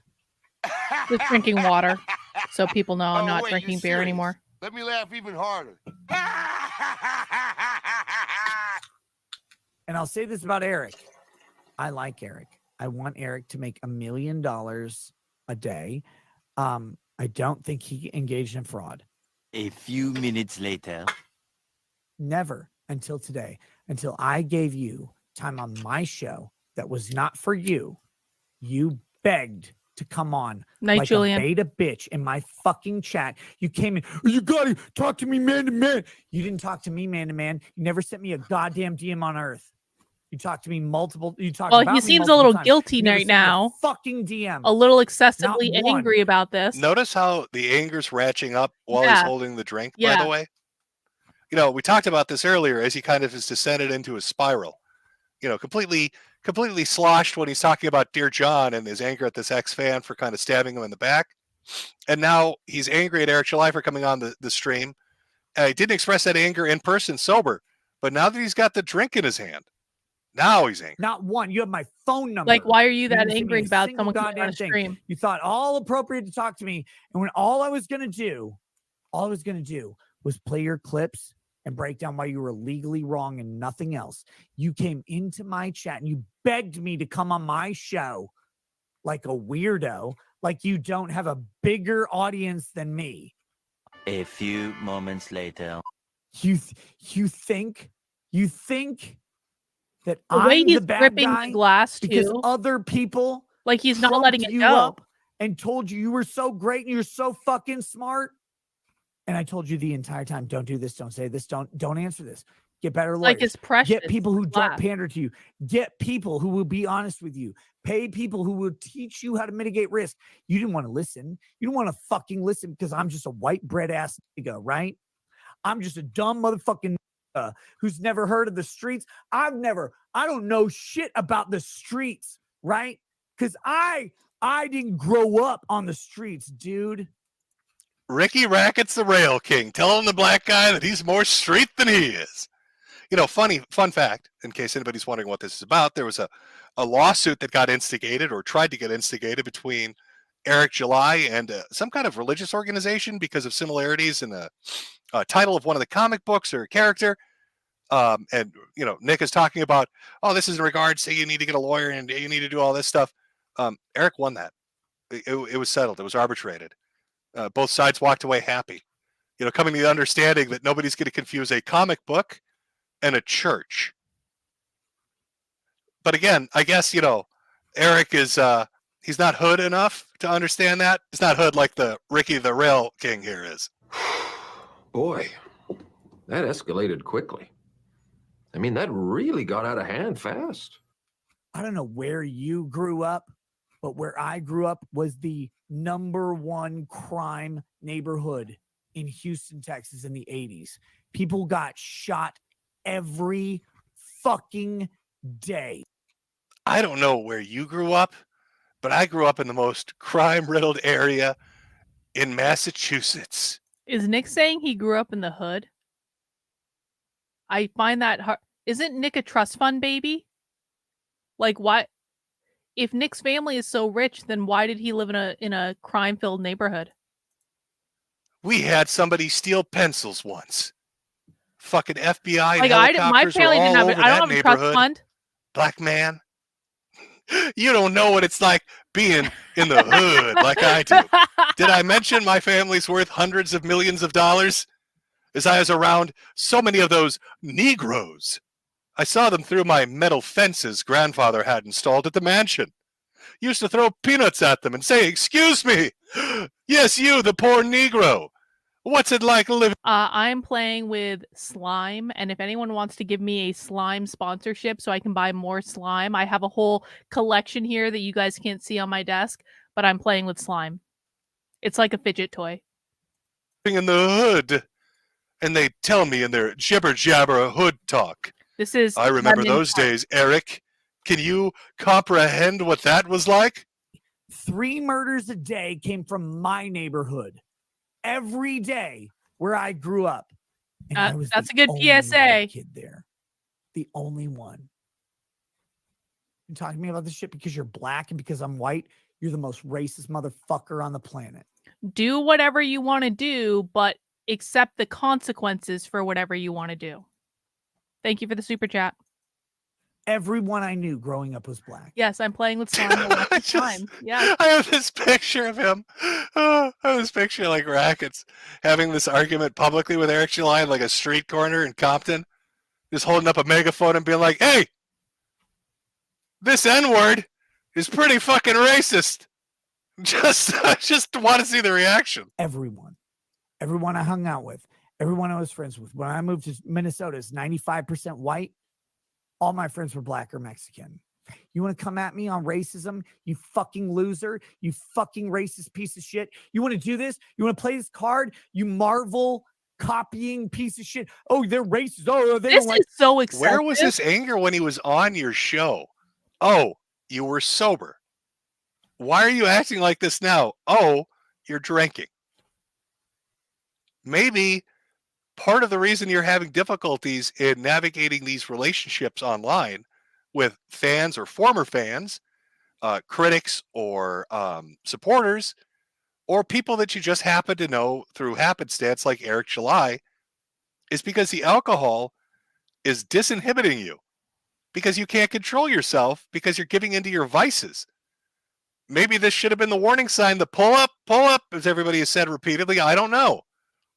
But it starts to kind of establish this pattern of behavior. Exactly. Now, are there gripes that he could have? Nick had to walk uphill both ways to school in the snow wearing shoe boxes for shoes because his family was so poor they couldn't afford real shoes. That are legitimate? Of course. I don't know the relationship between these two men that great. I can just give you an observation based on the interactions I see playing out. What did I see of Eric July? Bunch of people saying he overreacts. Okay, great. And then I see people threatening to piss on his grandfather's grave. Then trying to get him in a lawsuit with a fucking church. You know, all these people fucking with him. And I keep watching and I'm like, okay, but why are we fucking with this guy? What's the motivation? Why? What did he do? Is Eric July out there in a fursuit shitting in diapers? Eric July touching kids? Eric July robbing banks? Like what did the guy do that brought, this much attention, that made him a giddy target of fucking with? And nobody really ever gave me an answer besides he overreacts. And then I watch, streams like this, and it's not Eric July freaking out, it's Nick. Right? Like, am I wrong on this? I feel like I've taken crazy pills. Black man success. I don't want white people to succeed ever. I hate white people. They're gross. They're stupid. Take it easy, champ. Why don't you stop talking for a while? Yeah. My reparations for black people stealing. So I can be the white guy who loots a black store for once in my fucking life. Rather than you stealing all of the Afrin from a Walgreens, I'm stealing all the goddamn, shit, ethnic hair products. What is even Ethnic happening hair right now? products from a black guy. I want to steal everything from your store. Jerry and Curl. I'll bring David Blaine to do every fucking second of it. I think black people are hilarious. They're my best friends. White people have never been my. Was Nick a nerd growing up? Do we think that Nick was a nerd, or was he like a popular kid in school? Because I could definitely see that, Nick becomes this big YouTuber and he's making all this money on YouTube and he has all this freedom and everyone loves him on YouTube. And especially if he was like the nerdy kid in school, then that could feel really good and really validating. And especially if you're coming up like he's like, Nick is around I think we're almost basically the same age. So maybe Nick had a little bit of a midlife crisis at the same time where he was just like, this YouTuber and he just wants to relive his childhood because he was a nerd in school. He wants to do all the things that he didn't get to do in school because he was a nerd. And he's fucking bitches because now he can fuck all these hot bitches that he probably couldn't get in school. And he's having all this fun going on these hedonistic vacations with his wife. And again, I'm not judging. I don't really care what people do. It doesn't make a difference to me. And then he's drinking and he's doing drugs because God knows he wasn't doing that in school. And so, yeah. My friends in my life. But wait, no. I already know. Seriously? No, I'm not going on QE Farms. Seriously? Nick was a cheerleader? That's funny. Oh, you and your fucking little posse of race baiting SJW Marvel cocksucking pieces of shit are going to come out and be like, this race is. Well, I mean, Nick, if he was like that, why were you friends with him in the first place? Like, if he was a race baiting SJW piece of shit, why were you associating with him? Nick was a I don't know. cheerleader. But let's fast forward a little bit and take a, how did it turn out? Well, Eric won his lawsuit arbitrated his lawsuit against the church. Nothing happened. Like I said, because why would it? Like, how are you going to confuse a comic book and a church? But let's look at how things went. Nick, I wish you $1 million. Eric makes $1 million. Well, his comic book, $1 million, was wildly successful. Nick even responded to me saying this because I said, Nick, quickly wish me $1 million hat sales. Why more or way more than $1 million? I want a hat on every child. Not sure why everyone thinks I'm serious. I always loved and supported the concept of the Rippaverse and always said I didn't care about the quality of the product. I love the idea of the independent creation. My messaging on this was consistent before and after the drama. I hope you get 1 million chemos. This probably is why I'm still alive. He's wished me 1 million chemos. I heard Yaira broke $1 million. So big congratulations. You're welcome, Eric. I kept wishing you would make $1 million. You have several times. So awesome. So awesome. What's Eric been up to lately?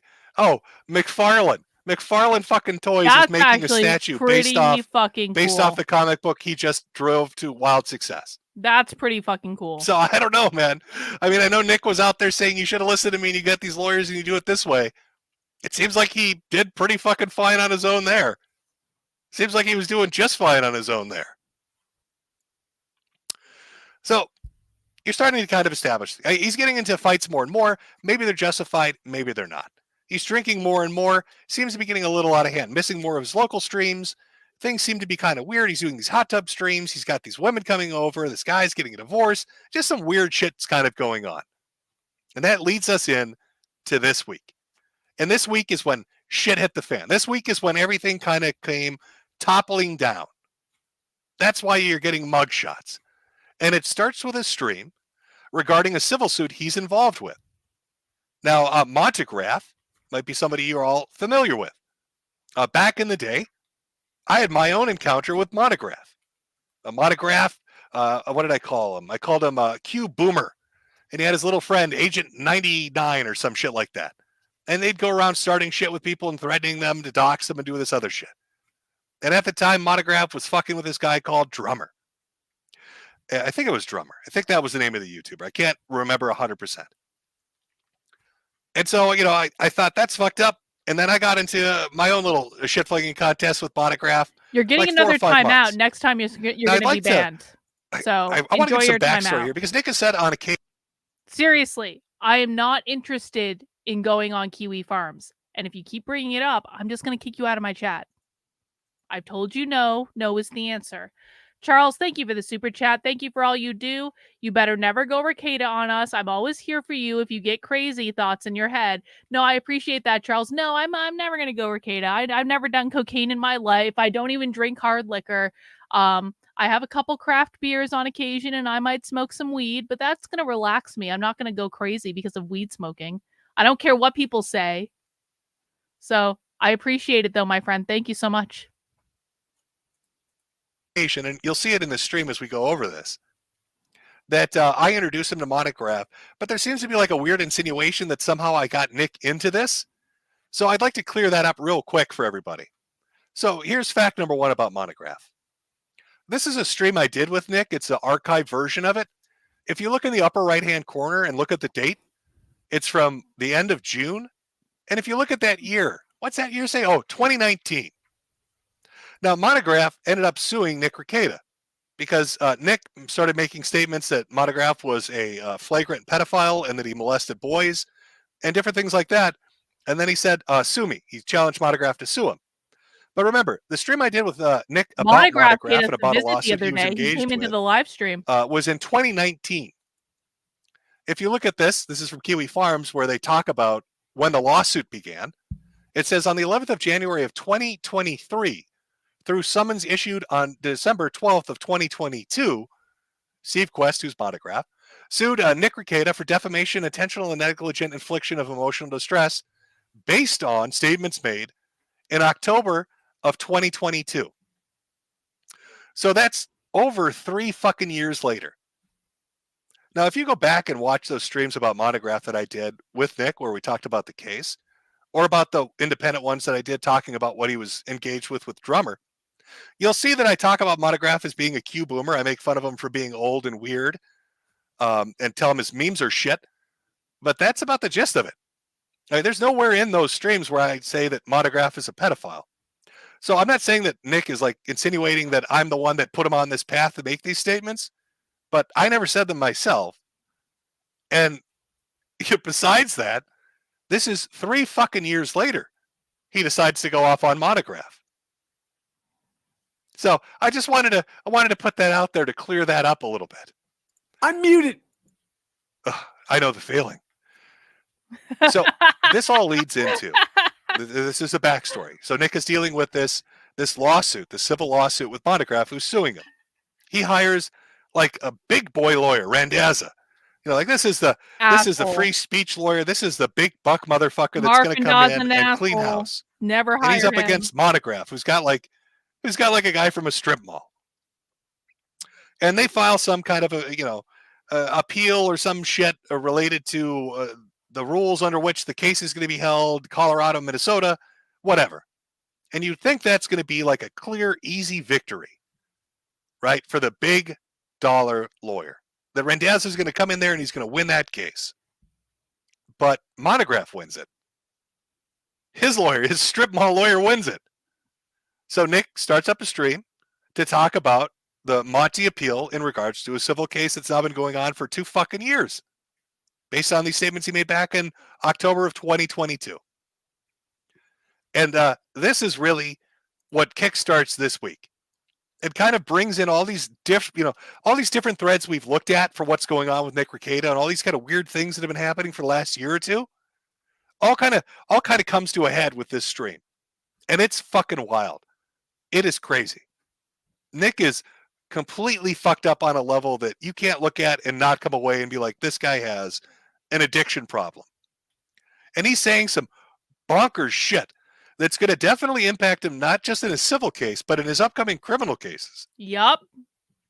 So having said that, honestly, that's probably the worst part of that stream from Monday is not that Nick was obviously getting a blowjob from April under the desk as analyzed by the Keno Casino. And I do agree with their analysis on that. We listened to that. I did a whole stream about it. I listened very closely and Nick was definitely getting a blowjob under the desk and probably from April. Anyway, that wasn't even the worst part of that whole stream. The worst part of that stream for Nick is he called Montegraph a pedophile over and over and over and over and over and over and over again. And he shit on his own lawyers and he shit on the judge in the case over and over and over and over and over again. And the judge that's overseeing the Montegraph case is the same judge that just got assigned this 25 years case that Nick could go to jail for 25 years for having 26 plus grams of cocaine. So that's probably honestly the worst part of all of this. And he damn well should have known better. we've gone for another hour. We're going to take a quick break. And we're going to get into the main show. Right, okay. This was just slightly building up a little background to get you into the from Zachary, since you start his stream. And not talking about 10% off discount if you're a new user. No hat. Feeling the same communism as I am.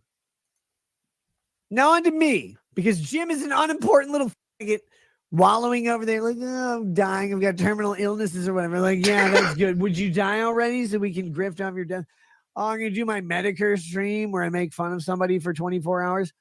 Like, Jim, will you just die already? Will you just die? Why won't you die, Metokur?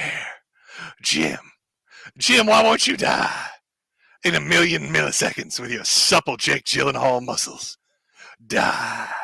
Please, dear Christ, let me tell the world how Black Lagoon is the same as Andy Worski looking to PPP's asshole. Like, will you just do that? And I can cough like 3 times an hour for you? Or I have cancer AIDS. Like, I could just do that. I have a wife named Jade or what? I don't even know. The Jade thing always makes me laugh because I think of the Charles Bronson movies where he hates Asians. So I'm like, yeah, every woman in those movies are named Jade.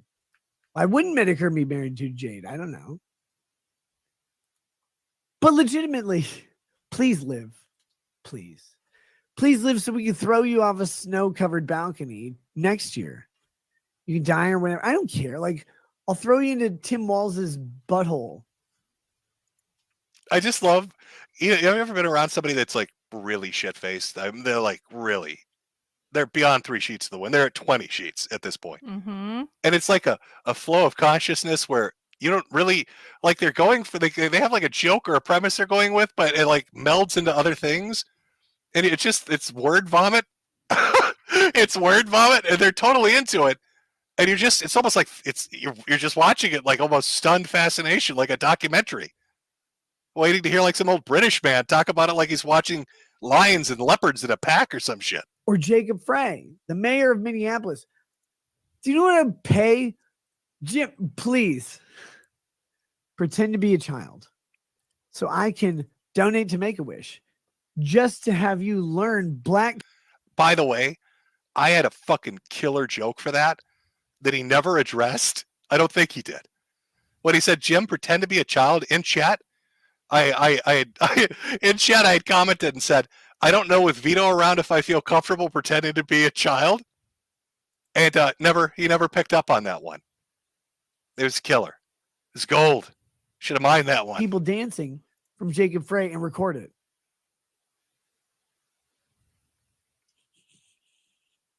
That's all I want to do. My life is literally, I want to watch you learn from Mayor Jacob Frey how to dance like black people. And I want Jacob Frey to learn from you how to not get raped by a gay Cuban. I don't know if I want to pretend to be a child with Vito in chat. There we go. Oh my God. No, you can't be a child with Vito in chat. Vito is barred from this chat. He cannot be within 500 internets of this chat. Because if he does, he might find a minor. If Vito finds a minor on the internet, he literally fucks the CD-ROM drive because he doesn't have a new computer. He fucks the CD-ROM drive until his dick runs Jewish and it circumcises him again. Oh my God. I think that was Nick Rekieta saying that Vito is a Jewish pedophile. Feel free to clip that one, send it on to Vito. I did this wrong. There's no innocence here, and you know it. Jim's basically a baby. It's true. Nick, what the fuck are you talking about? What if this is Metokur's last stream ever? Do you think he would be proud of it? Hang on, I meant to display that. What if this was Metokur's last stream ever? Do you think he would be proud of it? Do you think he feels like he's gone out with a bang? He's left the legacy that he wants to? I mean, he seems to be having quite a good time. I'll put the archive link in the chat for the person asking for that. Vito being a pedophile, Monograph being a pedophile, Metokur being dead from cancer AIDS, League of Vices being Korean. How is this hard? You've been like, did you piss out your bladder? No, I only pissed for a very short amount of time. I did the rest of the time. Oh, this is when he left for 45 minutes and said he was on a bathroom. Metokur, you want to come on? We come on my face or whatever? Oh, Jesus Christ. Hold on. God damn it. What the? See, Metokur, do you want to come on my face? What's the next level, chat, beyond a thruple? What would 4 people be? What would we call? Is that a cruple? Quadruple? So it's a quadruple couple, a cruple? A crippled cruple. Is he trying to invite me to become part of the crippled cruple? I'm not sure.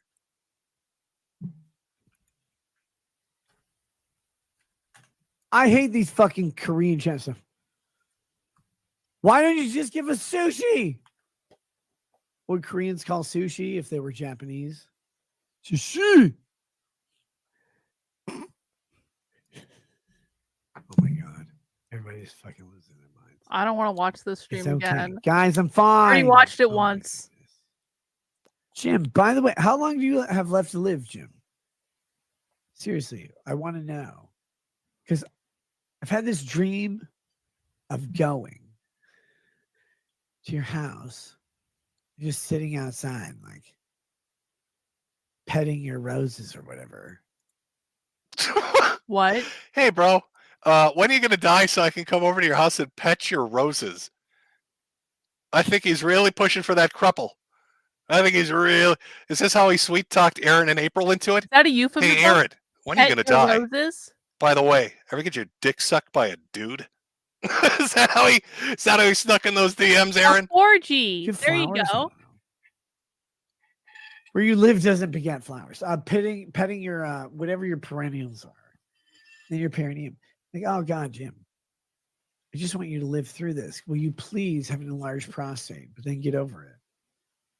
And you're like, no, Nick, I can't. COVID has got me. I called government at first. Told them that COVID was going to kill millions of people. And then it did. And I'm like, Jim, the elderly aren't people. Neither are blacks. And you're like, no, but that's who they killed. So it killed old people and black people. I'm like, well, there aren't old black people, so those are white people. And then he killed black people. And you're like, I'm like, Jim, why are you so scared? And you're like, I have COPD of the vagina or whatever. I'm just as lost, chat, watching this a second time as I was listening to it live. But boy, was it entertaining. I don't like. If talking about like Mayor Frey and gay Cubans moving into petting roses and then COPD of the vagina and COVID. I don't know where we're going with it, but I'm on board. You just don't want to die from Governor Tim Walz. Jim, I will protect you. Can I fast forward over this? Because we already saw this part. We watched this whole stream. Do people mind if I fast forward and kind of get into it a little bit more? Because it's 3 a.m. and I'm getting really tired, but I'm really trying to hang in. So let's just fast forward just a little bit until we get up to some good stuff again.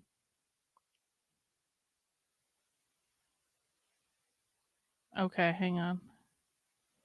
What's going on around?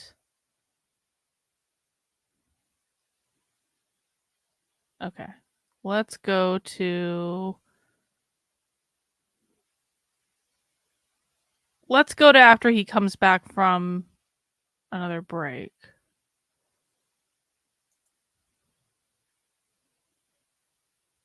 Dumb shit in court.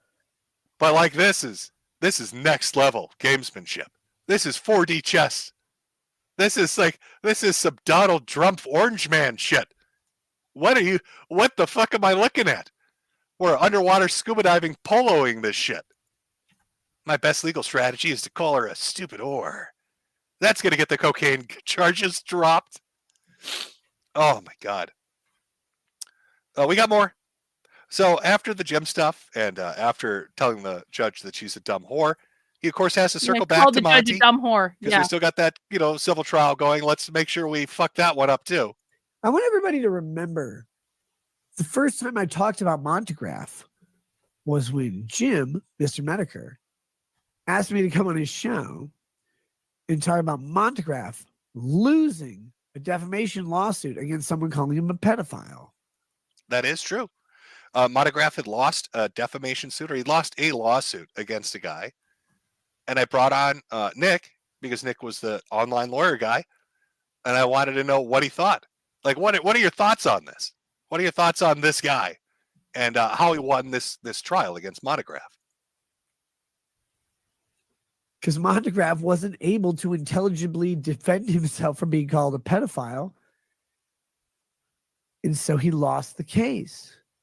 The guy who called Montegraph a pedophile won the case. And so when Jim introduces me to this guy, like, by the way, here's this guy. He just lost a lawsuit for defamation claiming people were calling him a pedophile and it was defamatory. He's like, no! And I'm like, gross. I don't know why I would believe it. Who knows? Oh, here's the exhibit in Exhibit 1 DVD. Defendant, with his face and voice, accuses the plaintiff of being a pedophile.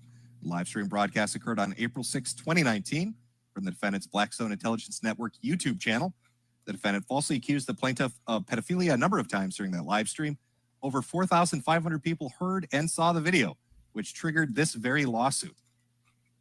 So this is his follow-up, I guess, because the first one made no sense. And he's trying to, this is more specific. Is that specific enough? No. I mean, it's not going to be specific enough to overcome the jurisdiction problems, because he would have to prove that he had directed the acts towards Colorado.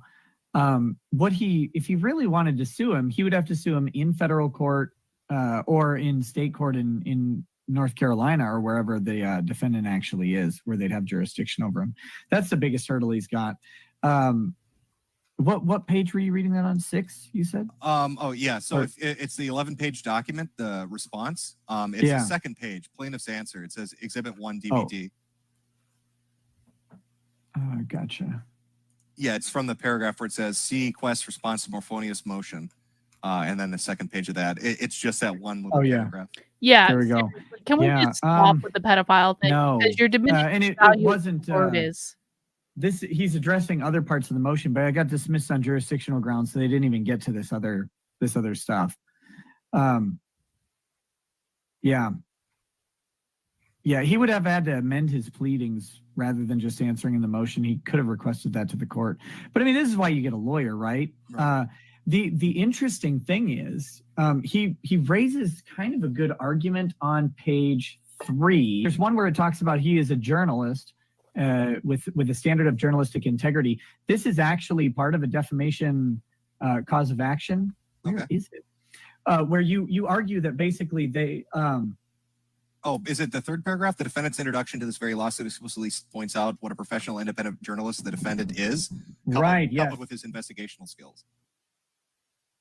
I literally believe and affirm everything I've ever said about Montegraph. There you go. Idiot. Belief doesn't make it true. Poor man's gold PMG. It's not about what makes something true. It's about whether or not you reasonably would know it to be false. It just keeps going. Just keeps going. Now, I can't speak to the civil suit. I don't know anything about this legal shit. I don't know how the lawsuit's going. But when this stream was put up, it was about the appeal, and he lost the appeal. Monty got something out of it. And I talked to, I'd asked Nick in the comments, like, how long is this going to take? Because it's been about like a year or two it's been going on. And he said, it's going to be, till October, till discovery's done. And then I think he said even a summary judgment could take up to 3 months. So you're looking at like February or March of 2025. So he's got another year of this to go on for the statements that he made 2 years ago, where I guess Montegraph had shown up in the comment section. Retracted. They had some back and forth, and Nick had dared him to sue him. He said, "Sue me." They called him a pedophile, said he fucked little boys, and said, "Sue me if you have a problem with that." And Montegraph apparently sued him. Now I don't know. The whole Jim introduced me to this thing. That's the introduction. We went over a legal case where somebody else got into it with Montegraph about a live stream he did that was weird. And the guy won because of some jurisdiction. Well, I wouldn't say he threw it all away because of that, because the report to the police happened before this stream. Because the report to the police came from a mandatory reporter, and I guess people are saying it was a priest or something. I don't know anything about that other than what I've heard on the internet, but it definitely came from a mandatory reporter on May 16th. And so the arrest was already kind of in progress at this point, but Nick made it a whole metric ton worse. Dictional issue? I can't remember exactly.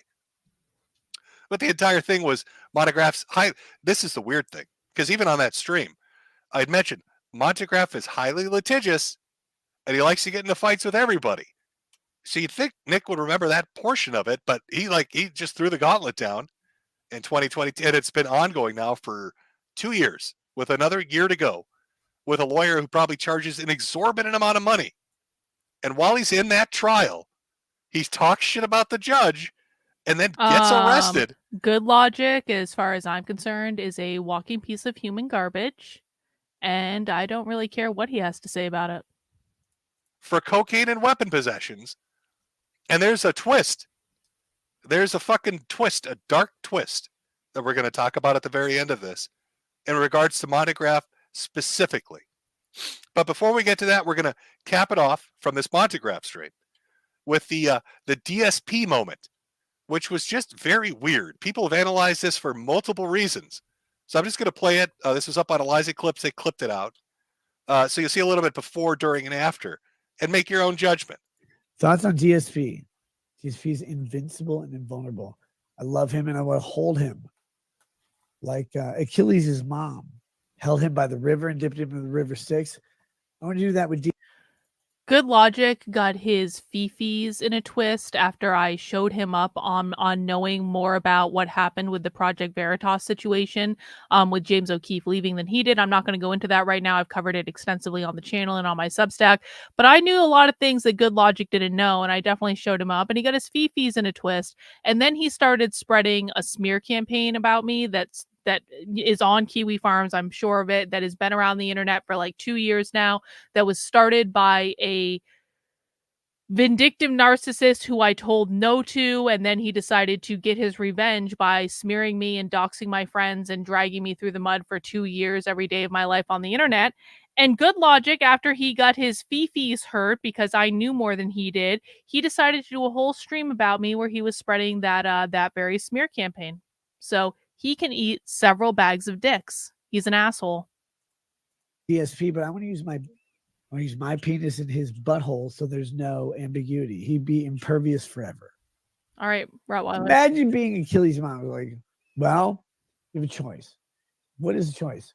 You can either hold him by the ankle, dip him in the river Styx. Thank you, Rottweiler. What's the other choice?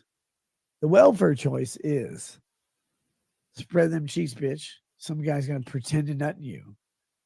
And Netanyahu, he's Israeli. He's Israeli. He'll father of your supporters. And that guy will win. Just do that. It's like, no. Why not? Chicago. Okay, cool. Fuck. Right now, DSP actually looks better than you. You got to be kidding me, man. Good. Guys, you don't understand. I literally like DSP. A few moments later, by sheer coincidence. Okay, the law. I want to share this on stream. Make Cantini is praised.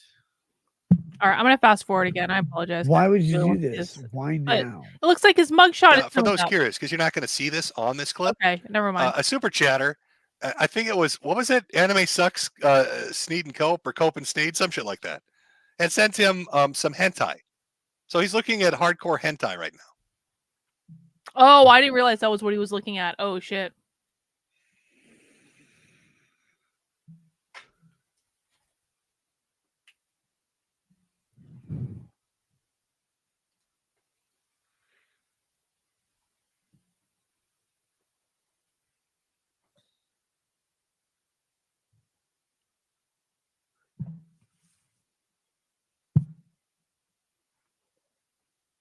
Why is my camera so on? I cannot get over that. We'll play the I credits. cannot get over Yeah. that. Why What is we'll do my is we'll sit camera here. still on? Holy shit. Guys. Also, April was giving him a blowjob under the desk, allegedly. Here's credits. Oh my God, Nick's drunk. Yes. Cool. I'll do it at your kids' family thing or whatever. Okay. So my take on this is I do honestly think he was trying to make Yeah, Good Logic has no fucking idea what happened with Project Veritas because no one in the conservative influencer space has told the truth about that. I know what the truth is because I talked to over 24 Project Veritas employees about what happened, and it's not what you guys think. So Tim is wrong about James O'Keefe and Project Veritas. Literally every conservative outlet that's reported on this is wrong about what happened because none of them bothered to actually talk to the employees that were involved. Anyway, we're not going to talk about that right now. I've covered it extensively. a DSP joke about him jacking out. I'd like to think he was making just a DSP joke. Now on the Kino Casino, they did like some audio analysis where they're hearing a belt buckle open and somebody under the table. Remember, he's got a corner demon. He'll look off into the corner occasionally. And spoiler alert for everybody like, who's that corner demon? What's this corner demon shit? Well, remember the third person in the mugshot. The speculation is it was our babysitter here, April. Yep. In the corner, who slithered on over and was giving him a little relief while he was doing his DSP bit. It definitely sounded like that. Now, you can watch the Kino Casino has their episode up where they go over the enhanced audio, which is basically we watched that in a previous live stream, guys, if you want to check that out. Just blasting it out. But I'm going to stick with it was an attempt at a joke, honestly. And then he's just like he was earlier, so drunk it just It I comes mean, off that's like a he's actually charitable analysis. actually masturbating or getting a knobber under the table. I will give him that. But this stream happens, and everybody sees this stream happen, and they're like, "It's a fucking disaster. This is embarrassing, Nick. Like you have to see how you look at this. This is terrible. Like you understand that, right?" And what happens? He gets arrested. Mm-hmm. Now, I could play the arraignment photo where he goes to his bail hearing, but if you listen to the beginning of those videos, the judge explicitly says it is illegal to replay this. And I don't want to deal with the trouble. See, Nick, how that works? I'm just going to avoid it rather than challenging somebody and say, sue me. I'm just going to sidestep it and not play it because I'm not like a accepted court reporter like all the other LawTube channels got themselves okayed as to play that. I'm just going to assume that I can't play it and just give them a play-by-play. So Nick gets arrested. His wife gets arrested. The babysitter gets arrested. We went over a little bit of it. In fact, there's a little more detail, I suppose, in one of the other articles about this, because there was a Fox article that talked about it, but also Alpha News, which is more like it's like a Minnesota-only kind of news source, kind of goes over it a little bit, where they talk about him and his wife getting arrested, the child endangerment stuff, the drug stuff, the weapon stuff. That's the one that talked about how it was, dirty in the house, the female juvenile not letting him in. All this shit's going on. But they give specific measurements as to why he gets the charges he does. Saying it included 26.67 grams, so over 25 grams of cocaine, 8 ketamine pills, digital scale, the AR rifle with the multiple magazines and spent shell casings, and then 2 credit cards belonging to the babysitter were in the bedroom, along with other various drug paraphernalia and items that tested positive. But it goes into some other crazy shit. I want to show you this picture again. Where is it here? The mugshot picture. Remember how I said, his wife kind of looks like Days. She's Potato, how could you possibly lose all your platforms? Aren't you still on Rumble? You're still on Discord. a little out of it. In the Alpha News one, it talks a little bit about this. It says, at jail, his wife requested her prescription medicine be brought to her. Upon inspection, jail staff found unknown pills and gummies that did not match the prescription on the container. So, was she trying to smuggle drugs into prison? Like, I'm misreading that, right? Like, his wife actually asked the fucking prison guards to smuggle drugs in? That's too dumb. Like, she has to be, like, dazed and confused. Or maybe she didn't know. Maybe Nick or April stashed some shit in there. But, like, unknown pills and gummies, which makes it sound like THC gummies. And you ask the jail staff to bring the drugs to you. It's a brave move. Jail records also show April was booked into custody with the rackets, but she appears to have been released from custody without being charged. Yeah, fun fact. When Nick went up for his bail hearing, which he got, he said that he was going to represent himself, which, whatever. I mean, he's a lawyer, so he could do that. Non-practicing, from what I hear, but a lawyer. Represent himself for the bail hearing. But then he stated to the court that he was... Hang on, Potato, I don't want to make a big deal out of this because I am actually pretty tired and I'm trying to finish this stream, but how did you lose your Rumble channel? Just like specifically to that, what the fuck happened with the Rumble channel? Also representing both April and his wife in legal proceedings and wanted to have time to talk to them, in which the judge or the bailiff or somebody in the courtroom tells him, yeah, April's already gone. Yeah, she's skedaddled. Because she's cooperating with she's out of there already. And apparently dropping DMs with everybody else. So when you told police that, she wasn't in the bedroom and she was just a visitor, but her credit cards are found there, and now she's DMing people saying that she did live there, and she got out of court ahead of everybody else with no charges and didn't tell you or your wife about it, makes me think that she rolled over. Makes me think that she's going to testify for the state against you. How she was the innocent victim and innocent girl in her 20s who didn't know any better, and you got her hooked on the goofballs, and you and your wife got her so fucked up she didn't know what was going on. And sure, Mr. Prosecutor, I'll tell you whatever you need to know. Just like I'm telling every other fucking podcast on the internet what's going on. Yep. So Nick, potentially she's going to rat you out. She's And gonna then on rat him top out, of that, obvious. you told the judge she's a retarded bitch that bleeds from her pussy. Yep. I don't think it's going to go smashingly. Would be my guess. I think things probably not smashingly, maybe not terribly, but not smashingly. Also, can somebody fill me in? I know people have said Nick is not he's a non-practicing lawyer. Does that mean that he's a lawyer? Obviously, he graduated, but he doesn't have a law license to use right now to practice, or he needs to renew something? Because I'm curious. You can defend yourself even if you're not a lawyer. But when he told the court he was representing his wife and he wanted to talk to her before she went up for her hearing, if he's not actually a practicing lawyer, is that even legal? Did they fuck up? Well, I mean, did they fuck up letting you talk to your wife if you're not a because if that had been a fuck up, the judge wouldn't have let him do it. practicing lawyer? Because she can represent herself, you can represent yourself, but she can't have just some total fucking stranger that's not a lawyer do it. I don't know. I don't know. I'm honestly asking this question. Like, how much worse could this get? But so we've got the sheriff's report, and this redacted information shows that they. What the actual potato? What the actual fuck?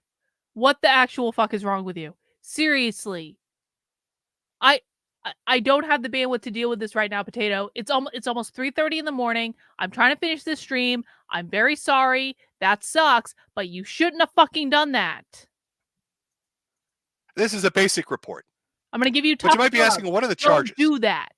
Well, I mean, here are Nick's charges. So we've got drug second-degree possession, 25 grams or more of cocaine, and they said it was 26.67 grams. Drug second-degree sales or possess penalty is what they're, the penalty for it is. Then we've got possession of ammo or firearms, user of controlled substance. So it's an enhancement charge, really. It feels like one of those blue book laws they throw out there to try to nail people for shit to make sure they get nailed, kind of thing. So you've got a felony and a gross misdemeanor. And then you've got endangerment of child. The kid was present during a possession. So basically the kid knew there were drugs, or there was a kid that maybe could have had access to drugs because you left them out, that kind of thing. Those are Nick's charges. But let's look at his wife. So again, drug second-degree possession, 25 grams or more. That makes sense. Possession of a firearm or ammo. Again, that makes sense. Both of these make sense. They're both in the same bedroom. Why wouldn't they have the same charges? Oh, no, we've got the same child endangerment. But wait a minute. Wait a minute here. You see how Nick says endangerment of a child present for sale or possession for both charge and penalty? But when you look at the wife, it says negligent or endangerment of a child neglect, and then under penalty, neglect child knowingly permit physical or sexual abuse. What? I didn't know that. Let me take a minute to zoom in on that. Can we zoom in on that? Is that What? gonna be possible? Of course, it's gonna. What do You'll you see it. guys It's a very think of bottom this? line. What did she do? Oh, OBS, don't crap out on me now. Now that we got to the dark part, Jesus. 1 second, chat. Oh, YouTube's giving me grief here. Hopefully, it didn't just shut out on me, because we actually got to something that's relatively dark. He's gonna fix it. He's got to fix it. What? Sorry about Come that, on. chat. We're good. Okay, good. What the fuck is this, What the fuck is this? Nick? I mean, it is okay. Could this be like a typo? Could they have accidentally fucked up and entered the wrong thing by mistake? I mean, that's possible, I suppose. Did somebody put up a false document? That's also possible, I suppose.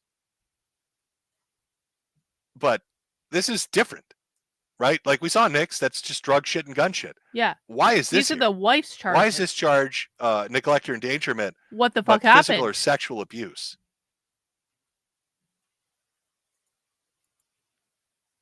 I guess I'm really fucking confused. And it makes it somewhat ironic to me that you're engaged in civil litigation with Montegraph right now, accusing him of being a boy fucking pedophile, when the state is charging your wife with potentially physically or sexually abusing one of your kids. Or neglect. Does that mean neglect that led to physical or sexual abuse? So my understanding of the sequence of events that went on were a mandatory reporter, which is somebody that is legally obligated to report what they believe is a dangerous situation for children, went to the police. Now, it's been rumored, there's been some documents that have circulated that it was their local priest or preacher or whatever. It was the leader of the congregation at church had gone to the police and raised concerns about the kids. What exactly those concerns were, I don't know. Nobody seems to.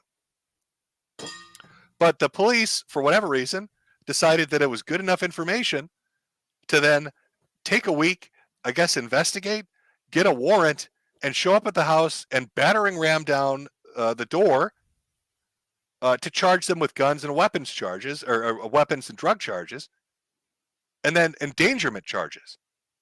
But then specifically to have this for the wife doesn't fucking make sense to me. Somebody make this make sense to me.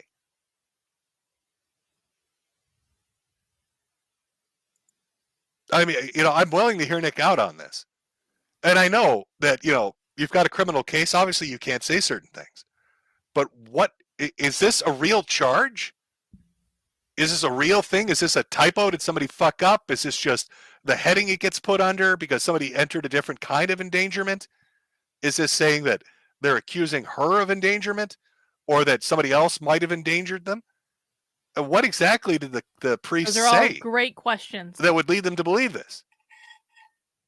And I mean, Monograph now could legally go out there and say some really horrendous shit about you and your wife, right?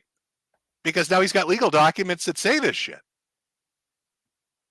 So what the fuck is going on? I mean, I don't think Nick Rekieta is a bad man. I think he's made horrendous choices. And Nick doesn't strike me as the type of person that would hurt his kids. And I don't know anything about his wife, so I guess I can't say about that either.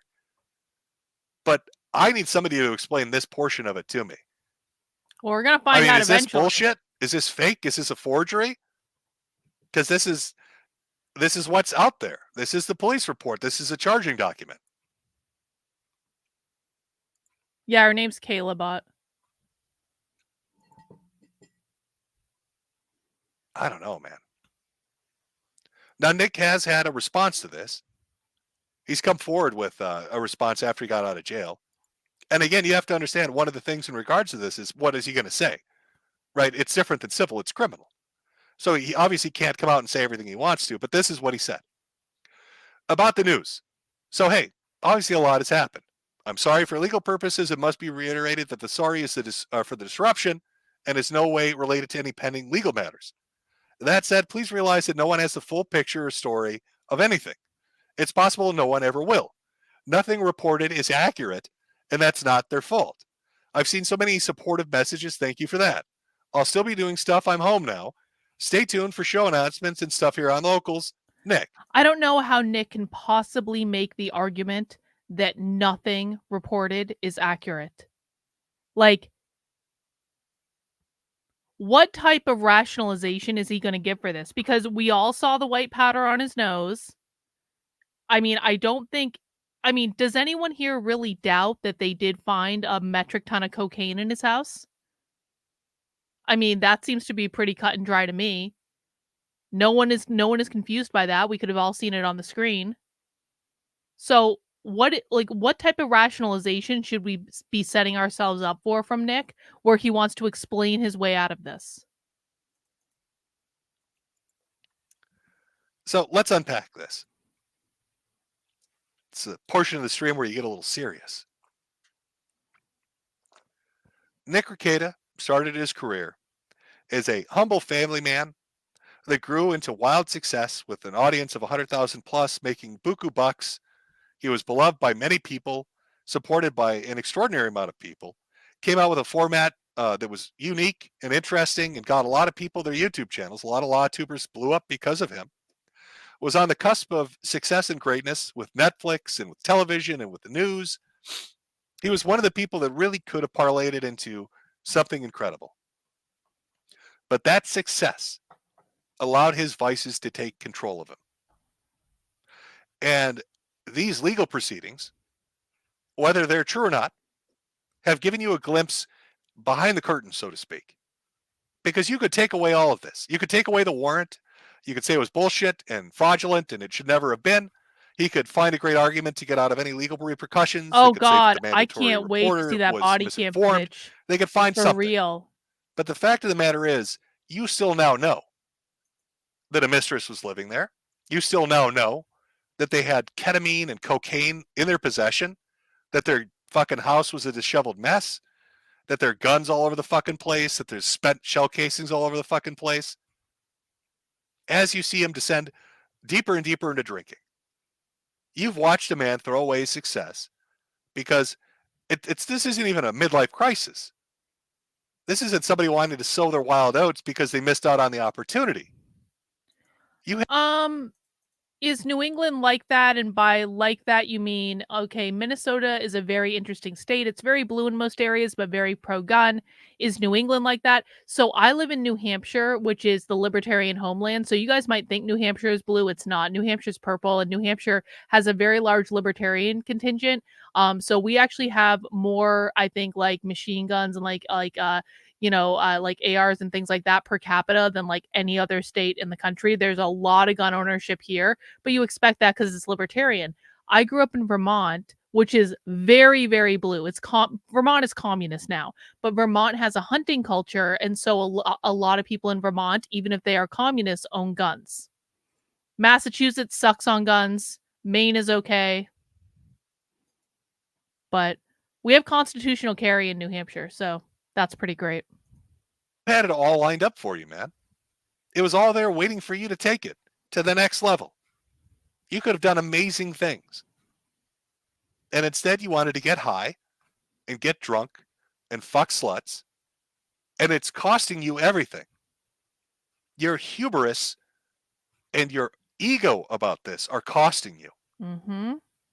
I'm not here to talk about the constitutionality of free speech and what you should be able to call Montegraph or not. But I would ask the question, was it worth it?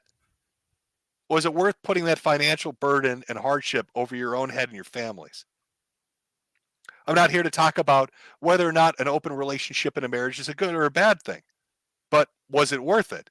Seeing the destruction of Aaron and April's marriage and the effect that it's going to have on your marriage. I'm not here to talk about whether or not somebody should be a daily drinker or if they can be a functional alcoholic. But I'm going to ask you, was it worth it? Getting shit-faced drunk every night and watching your numbers diminish and your fan base shrink and your support go away? And I'm not going to sit here and talk about whether or not it's right or wrong to do illicit substances, whether that's shit that just got legalized in Minnesota like marijuana or completely illegal things like ketamine and cocaine. But again, I'll ask. I've absolutely seen open relationships work. It depends on the couple. It depends on the agreement. It depends on how they communicate. There are many more people than you probably understand that you know that are in open relationships or they're polyamorous or stuff like that. Was it worth it? I literally having the police knock down your door and scare the shit out of your kids. Having your wife have to go through a booking proceeding. Having to be embarrassed in front of the internet. Was any of this shit worth it? You stood at the precipice of success and you threw it away. For what? Momentary pleasure. You get a little high, you get a little drunk, you get your cock sucked. Guys, just because you see someone on the internet have their marriage go up in flames, less because they're in an open relationship and more because they probably shouldn't have gotten married in the first place, that does not mean that applies to all people. For fuck's sake. Oh my God, this is fucking ridiculous. I guarantee you every single person in the chat right now commenting on this issue probably is not in a relationship and is probably not married and probably is one judgmental little fucker from their mom's basement. You guys have no idea what you're talking about. I'm sorry. And your life falls apart. You threw away the idyllic American dream for what? 5 minutes of pleasure? To all those people out there that want to get big in YouTube, this is a good example of really what not to do. you know, right now VTubing is becoming a big thing. A lot of VTubers out there are killing it, and great, good on them. I love it. Well, no, You know, no, you didn't touch a nerve, but we hinge into reality on this channel, and I don't like all this shit that goes on in right-wing spaces where you guys make shit up about everyone else's relationship when most of you are not in a relationship. That's just reality. Everyone doing commentary on marriage, you get just Pearly things. Pearl wants to tell people how to behave in their marriage. Pearl isn't married. Like, you have all these like manosphere assholes who want to talk about men being the leaders of women and how women should submit to men and all that stuff, but they're such fucking pussies. They can't even lead in real life. You guys make shit up that is not grounded into reality. So what you touched on is making shit up. And I don't like that. So you can keep carrying on about it if you want, but I don't give a flying flip about studies. Do you know why? Because I have life experience. people like Pippa and Kirsch and all of them. You know, go out and cultivate your fan base, make your product, build your brand, make your money, and plan for your future. Don't get caught up in how famous or popular you are. You guys are literally seeing other people in the chat right now talking about how they've seen open relationships work. They've seen polyamorous relationships work. Some of them don't, some of them do. And guess what? Closed relationships, some of them work and some of them don't work. It really depends on the relationship. Put your fucking money away. Buy a house, buy a car. Because by the time your curve is done in 3 or 4 or 5 years, you'll be so far ahead of the game. You'll be set on not having to worry about rent, not having to worry about mortgage, not having to worry about a car or debt or bullshit. You'll be able to live your life how you want to live it. You'll have a chance at that idyllic All right. American dream. And now we're reaching the point where I do not like the behavior in the chat, and I'm going to start fucking banning people. So you guys want to keep going on and on and on and on and on about open relationships never work. We're like, fuck you. You want to keep doing that, I'm just going to ban you. It's almost 4 a.m. I'm literally just going to ban you. I don't want that type of bullshit on my channel. I don't want people who are just going to run their mouths and complain about everything on my channel. You're not welcome here, bro. We don't do that type of stuff. You are either adult enough to have nuanced conversations or you're not. Okay, it's just words. It's just a timeout. Your words just get deleted from my chat. It's just words, just a timeout. Take it like a man, bitch.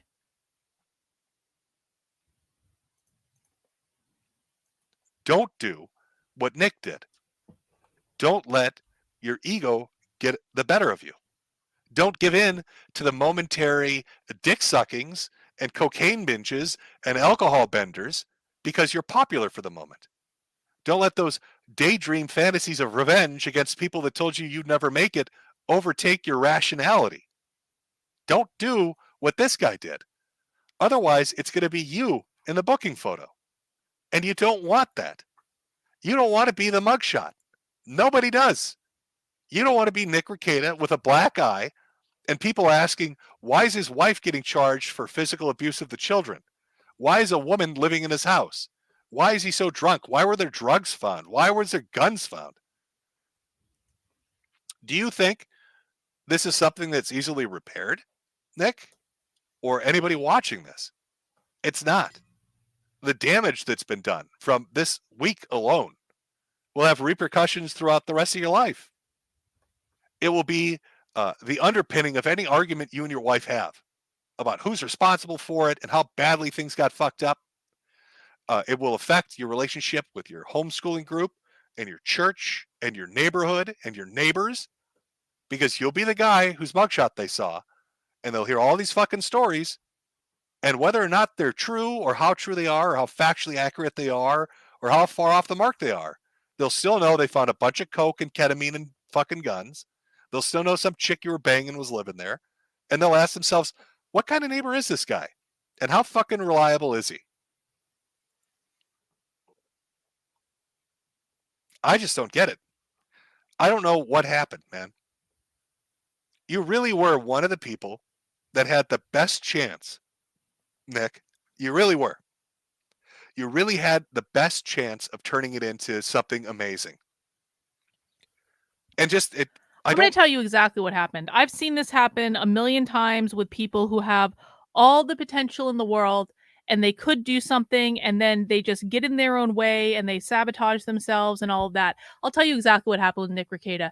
Nick Rekieta did not feel worthy of what he was capable of doing. He didn't feel like it felt like too big for him. He wasn't ready for it. Maybe it's because, you know, he was the nerdy kid in school and he felt like he had something to prove.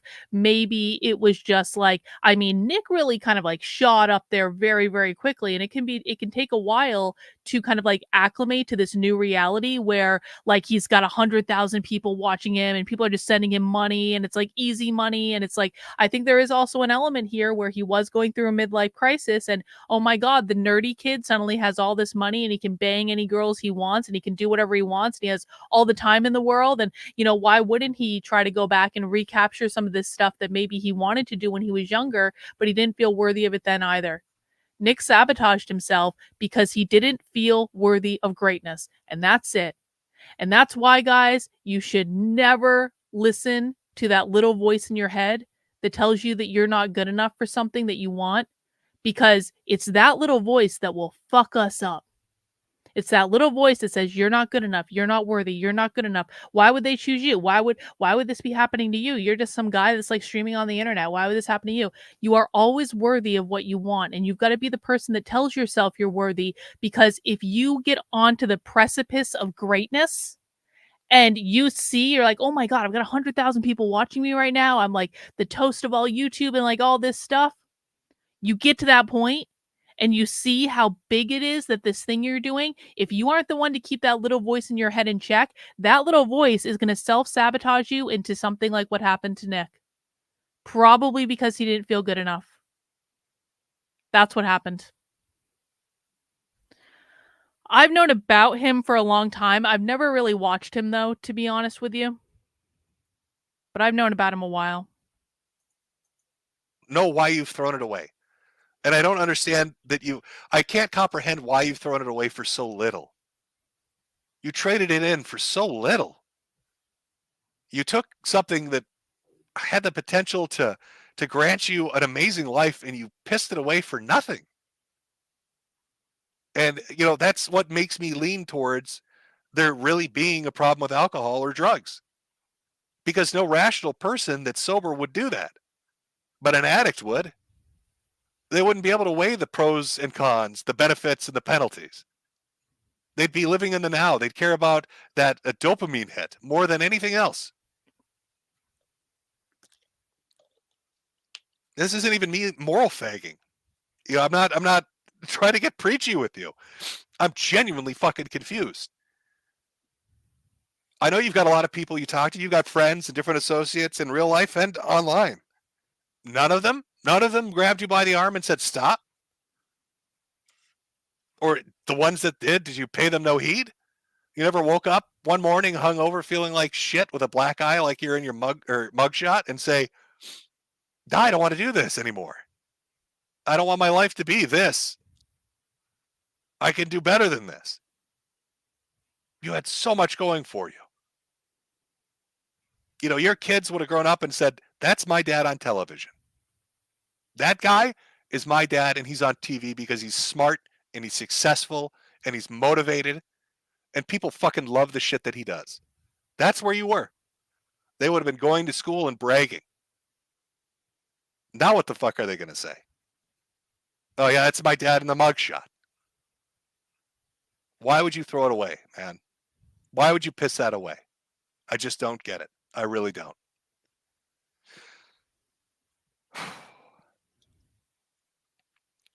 Few people are offered the opportunity to have that kind of success. And you really were smart in how you did it. I try not to take that away from you, especially when I talked about it before. A lot of people say, well, people have done legal shit on the internet before. They've done law tube stuff before. They have. But that was your idea. The way you did it, the format, the flow of it, the feel of it. That was you, man. That was your creative energy behind it. That was your chance to brand it and capitalize on it and fucking be a rising star. You know, I don't know about this.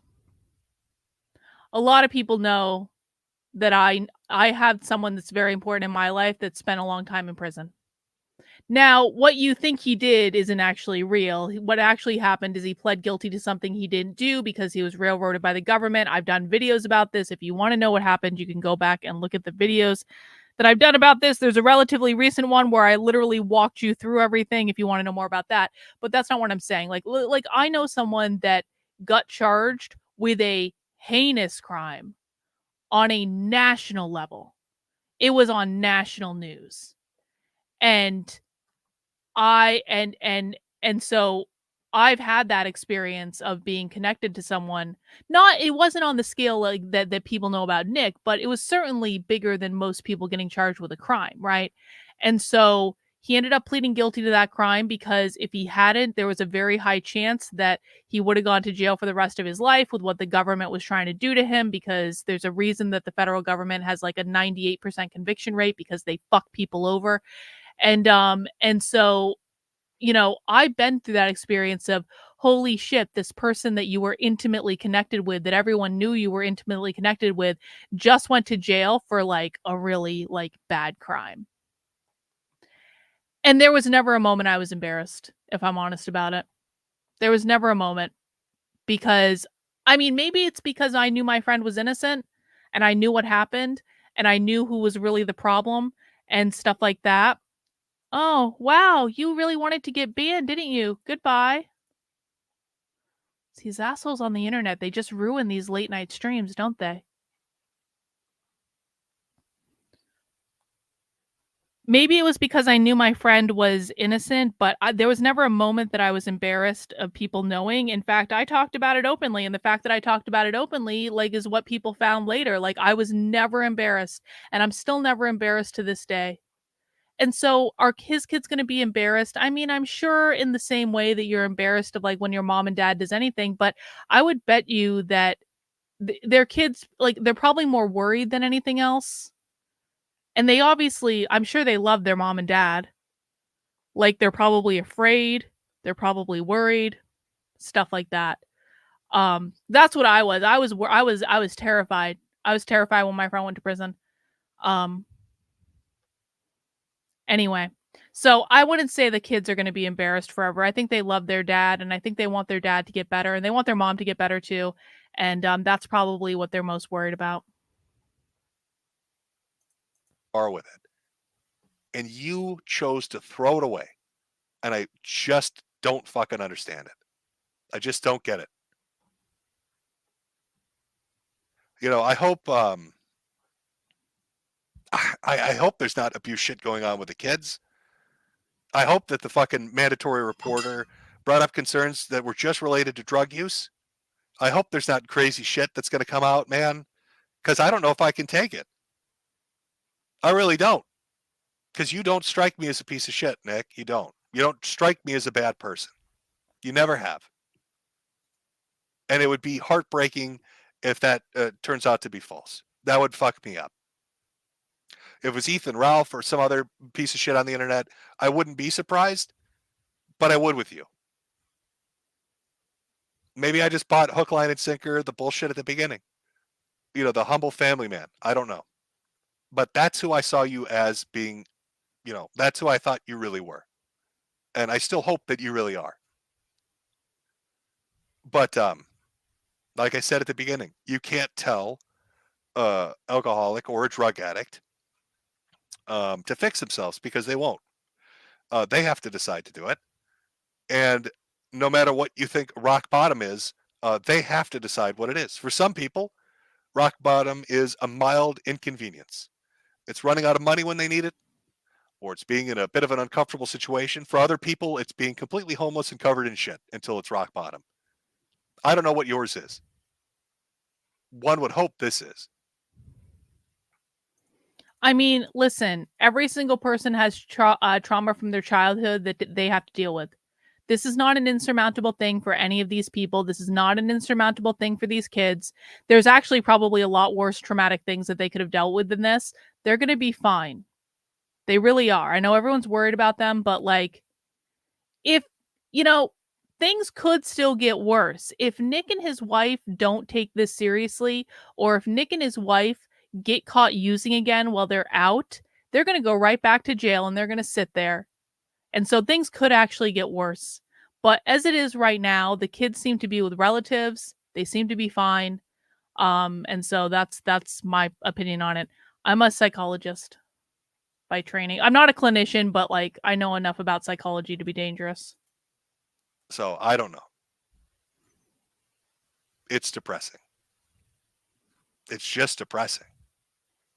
It's depressing to see potential fall apart like that. And to see something that seems so good, at least on the outside, crumble apart.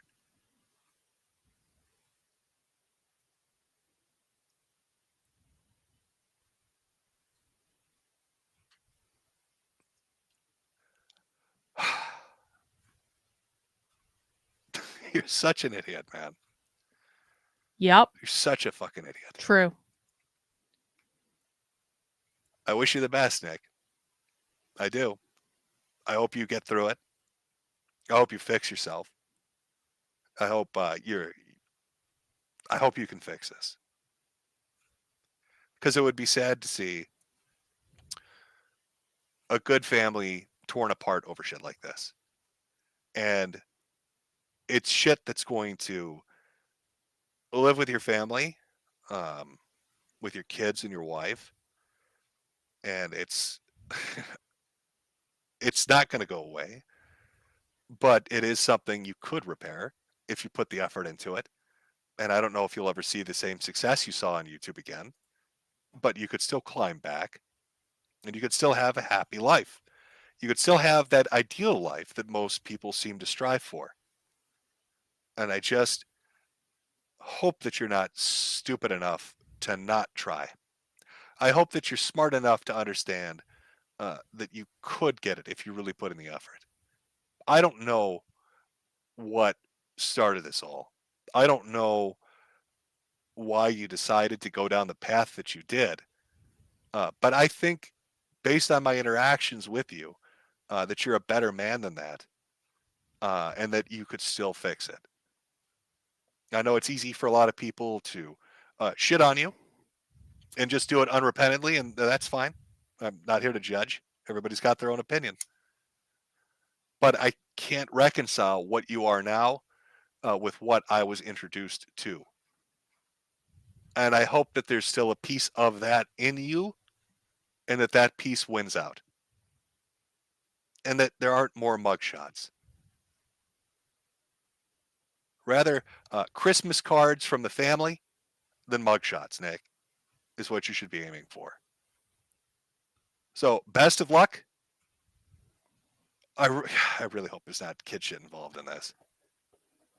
All right. Is this basically the end? And I don't know what else to say. Yeah, that sounds Sorry, like it's folks, the end. I don't have like a. That sounds like the end. We made it through a 4-hour stream. Yay us. I didn't think we were going to make it through because I'm really tired and it's almost 4 a.m. But I guess I'll say one final thing. And this is, I've said this on my other streams too, but I'll say it here because not everyone has watched my streams. And by the way, guys, thank you for coming out, for everyone who watched, especially for almost 4 hours. I didn't expect it to go this long. So I appreciate all of you. I hope you'll consider subscribing to the channel. I hope you'll consider coming to my Monday through Friday streams where we talk about what's going on the left. I will show you some of the craziest things that you have never seen covered on conservative media. I'll break down the language of the left. We do lots of cool stuff. It's a fun community. We are a relatively sane community. There's no shit posting or bullshit allowed.